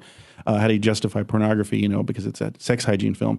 This film has a lot of gore scenes because it's depicting and, like what the communists will do to our families if you don't wake up and, stop it, and vote for Nixon or whatever. And so there's beheadings, there's bamboo under the fingernails. There's a pencil in the ear. Kind of like in Stephen King's Sleepwalkers, only with a child. Men being hung upside down. Men being hung. What is it? Men being hung from trees with honey on them, and like ants start crawling on them. That torture. Sorry. Wow. I need to see how bamboo on the fingernails is represented. Negates voting for Nixon. To give a little bit of cultural context, have you ever heard of the band Negative Land? They're the 80s, 90s San Francisco outfit that did a lot of the, tape manipulations and explain negative. Well, they would take days and days of news on the radio and on television and weird records, and they basically did sampling, not in a hip hop way, but like sort of a sound collage way for humor's sake. And they did take a scene from this movie. And does this phrase "Christianity is stupid" sound familiar? Communism is good. Yes. So if anyone knows Negativland, the famous soundbite of "Christianity is stupid, communism is good," because in the reality of this film that we're going to show, when the communists take over Mississippi, they're going to have all day over loudspeakers just what Bret said. Christianity is stupid and communism is good. The reason I'm saying it like the store, the reason I'm saying it like that is because the narrator / host of If Whitman Tire You is Reverend Estes Perkle, who is a fire and brimstone weirdo, starchy, white-haired, blue-suited guy who is a preacher in the Deep South. And he talks like this, and he gives really matter-of-fact versions of incredibly outlandish bullshit. Yeah. And he's just... You will bleed from the eyeballs. He's constantly... When they come for your children. Sounds like a God Lonely Man. Herzog's God Lonely Man. Yes, he's kind of the Gene Scott but the Mississippi version. Now, you guys are giving an intro to this film at the screening, correct? Yeah, well, my envisioning is we're going to show the state flag and play the state song. Oh, cool. Nice. Just be really stupid about it. I like it. Really he says that, and then other people have to make that happen. I'm not showing up or anything, but that's how it works right here. No, but that's the idea. We didn't hear Phil's... Phil, what's your favorite pick here? Or what are you looking forward to? Well, most? he was saying looking forward to that. And then also, rumor has it that the Just Before Dawn print we have has 8 extra minutes that it's never been on home video. Whoa! Did not even know that myself. Oh yeah, that's cool. That movie's like really geekgasm that's there. a cool slasher movie. It's not camp. I don't think you'll be laughing at it, right? And it's got early Greg Henry, and Greg Henry's so awesome. He's such a good actor, and in that it's just, and he's kind of reduced to being the kind of weeping character in the corner, but he'd be great. I'd love to hear an actor's perspective. Maybe Chris Lemon, Jack Lemon's son, maybe we can get him. Yeah. I always loved the VHS cover for that. I remember it looked like a Rorschach painting where it was just like a splotchy being with a knife. A machete or something. Yeah. Have you guys seen it all? Oh yeah. But not the extra 8 minutes. Yeah, I know. My imagination is reeling. Maybe there's more fist stuff. Will there be a big trailer for this series, like coming soon? I know that's a lot of work, obviously, but it sells it. I mean, it goes a long way. I should be doing that right now and yesterday. That would be nice. We'll probably crank something out. We did it for Video Nasties last year. Yeah, no, I remember. But I mean, I think for people who maybe are less familiar about some of these films, that will be the thing that whets the... Which is pretty much everyone. Yeah. I know. Well, then we're also going to do a la cartes. We'll probably throw together like a 1-minute quickie Abby trailer. We're probably going to do a series of 1-minute things for the harder, the lesser known titles, and just give people a blast online and before the other shows, like before the bigger things like Basket Case, etc. We'll try to promote internally for sure. We should probably describe where Cinefamily is for anyone who's in Los Angeles. Right. Or anyone who wants to fly in for it, because this might be enough for some people that actually want to come for this. You don't know. Last year we had some people fly in. Yeah, it wouldn't surprise me for a show like this. Yeah, so the Cinefamily is located in the historic Silent Movie Theater building on 611 North Fairfax Avenue, which is kind of at the crossroads of Fairfax and Melrose. It's kind of a major intersection. It's across the street from Fairfax High. That's where people park. It's near Cantor's, and everyone's heard of Cantor's. Mm-hmm. Yeah. Yeah, it's true. Yeah. Down the street from Cantor's, up the street from Cantor's. And people can check out the entire United States of Horror schedule and indeed everything that we're doing at Cinefamily at cinefamily.org. That's CINE family.org. Mm-hmm. And will there be a prize for somebody surviving this time, or did you guys learn your lesson? Well, we're going to do something. We're going to do something, and there's a big committee with blueprints trying to figure out what to do this year. Lots of white coats, hard hats. Yeah, beakers, and there will be a reward for the hardy souls who cross the finish line. We can't announce it yet, though, but something will happen to those folks. That's other than awesome. seeing all these films. Yeah, well, we're going to have to be there. Let's all go, all three of us, to a couple so we can... Couple. And try to rearrange my sleeping schedule. Well, what are you guys... what's on your radar? Just curious. Well, I've already said, you guys... I mean, there's a lot. Basically, anything I haven't seen or anything that I would love to see with a crowd. That's your priority. Things like Why the Eye is, most important just because of... And also things you just haven't seen. Brotherhood of Satan's a really fun one. I'm kind of psyched about seeing that. And that one's coming from an archival 35 print from Sony. Sony is a fantastic. Let me give a shout out to Christopher Lane at Sony, who, all these studios, they have different policies when it comes to 35 millimeter. Some studios are very cagey because, they'll only have one print left and they just don't want to staff a department that deals with repertory theaters and the kind of bookings that we want to do. Other studios, Sony in particular, they're dedicated to continuing 35 as a theatrical experience in addition to DCP. And Christopher Lane and Grover Crisp and Michael and all the guys at Sony, they love 35 and they love servicing repertory theaters with 35. So hats off to them. They're incredibly awesome, as well as Chris Chouinard of Park Circus, who controls the MGM and Orion libraries and other stuff. It's good to know that some of the people are still helpful. Yes. And then Paul Ginsberg at Universal, he's great. And they're all pretty great, but there are certain people. Bring up the Oscar music. Yeah, they're all. Do you find that now that just because I've done a lot of research on the Warner Brothers archive, and I know that what they're going through now to find 35 millimeter prints. Do you find that a lot of the studios are doing that? That after these 35 millimeters have been lost, they're going back and trying to find them again? It totally depends, case by case basis. It all comes up. It's all dependent on mid-level bureaucrats and how much they give a shit or not. And Warner Brothers has the great people at the Warner Archive DVD label, which is totally separate from the theatrical division. So they're doing incredible work. And sometimes it doesn't quite translate over to the repertory theaters. But the guys at Warner Archive, they're great and they're trying very hard. Yeah, I was doing a big research project on 13 Women right as they were doing all the steps to get that redone in 35 millimeter. And right now I'm really pushing for 7 Foot Steps to Satan. So eventually, I'm hoping. Nice. Cool. Great. Wait, I just want to point out that Cinefamily is doing a lot of other stuff in October beyond this United States of Horror series. Oh, sure. Yeah. What else do you guys have going on? Wes Craven out in person for Under the Stairs. Yeah, that's true. Yeah, Wes Craven. Oh, no, I'm just kidding. Yeah, we got Wes Craven too. Everett McGill's finest moment. We're finally playing All the Boys Love Mandy Lane, which hell yeah, with an audience. When is that? And that is October 9th, and that is actually turning into kind of a mutant red carpet premiere 7 years after the film was made. Cool. So there's probably going to be cast and crew out at that one. We've talked about I Love Mandy, or All the Boys Love Mandy Lane on here before because it's one of my favorite films, and I think that Amber Heard is amazing in it. But yeah, it is playing on VOD now. Is that correct, guys? I refuse to see it because I want to see it on a screen. Do not watch it on VOD. I highly recommend the screen. And it's if you can, make it to that. It's an amazing movie. Cool movie. And then the thing that we do every Halloween as a tradition is William Castle's The Tingler. And we actually tingle the seats. Oh, cool. And because, part of it was shot at the Silent Movie Theater. Oh, nice. Oh, cool. So I didn't know that. I didn't know that either. The exterior. Not all. Some of the exteriors were the Silent Movie Theater building back in the late 50s. We don't tingle every seat. It's just random ones. Right. So you'd never know when you're sitting down which ones are going to be tingled. One of the theaters I used to go to in Baltimore had the Tingler still installed from when they had it back in the day, and they used to use it during horror films all the time, so you would just randomly get shocked. Wow, the original. It's pretty crazy.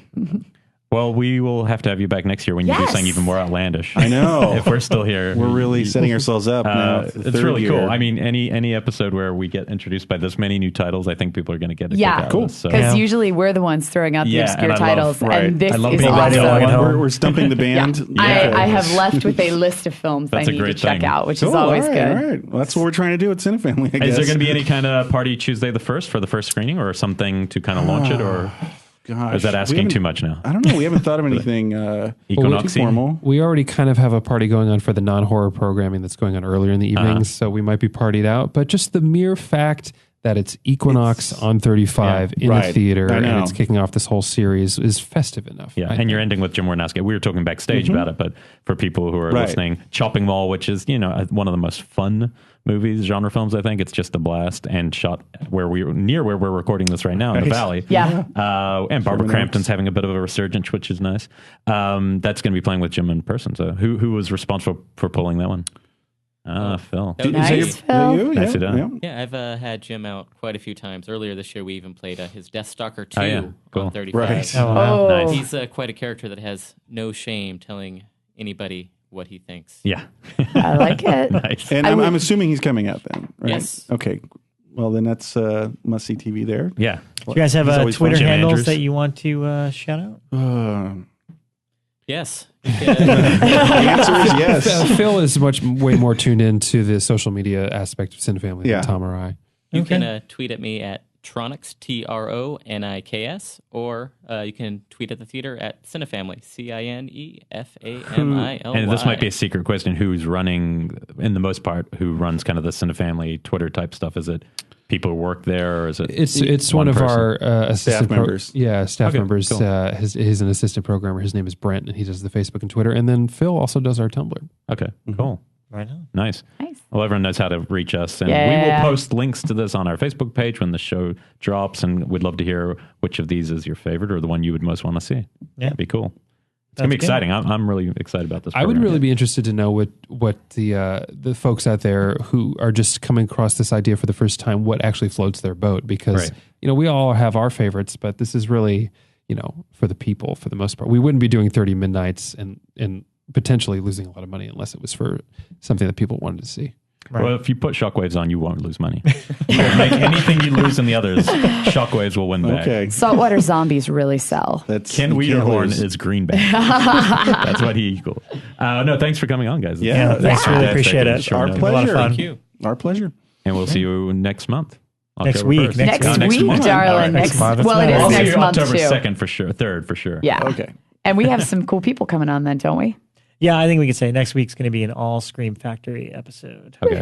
Got those guys coming back on. That guy Jeff, he's a good guy. Jeff will be on with He's I been on just twice left already, his so- office and came straight here after I left his office. So we've got some exciting stuff going on Oh with my them. God, I almost forgot. So partnered with Scream Factory in October. Cinefamily's doing Vincent Price matinees. Oh, yeah, I saw They were that telling today. me all about this because I just got done doing an interview with them, which will be posted later on this month, about Vincent Price and the release and the inclusion of Witchfinder General and me What? geeking out That's about my it. favorite film. Yeah. How Hold on, early? guys. It's the first 2 Saturdays and then the The last 2 second- Sundays? Yeah, it's and kind of check out what I have a copy of right here. not fair. Hasn't been given out yet. I got the Should've kept first it in one. your bag. I've not seen that. Don't touch it. Don't touch it. the way things happen at Cinefamily is that we're doing so many things that we like to pretend that we have 2 or 3 screens, but we only really have one. So sometimes we'll try to fit things in the spaces. Right. And the Vincent Price matinees are when we could and should. So we're showing The Fly, The Haunted Palace, Pit and the Pendulum, and Witchfinder General. Cool. Nice. Yes. Awesome. Yeah. Hit up their website to know exactly when those are happening. Yeah. But excellent. All right, guys. Thanks so much for coming on. We'll see you at Cinefamily. See you at midnight. We'll see you there. See you next week.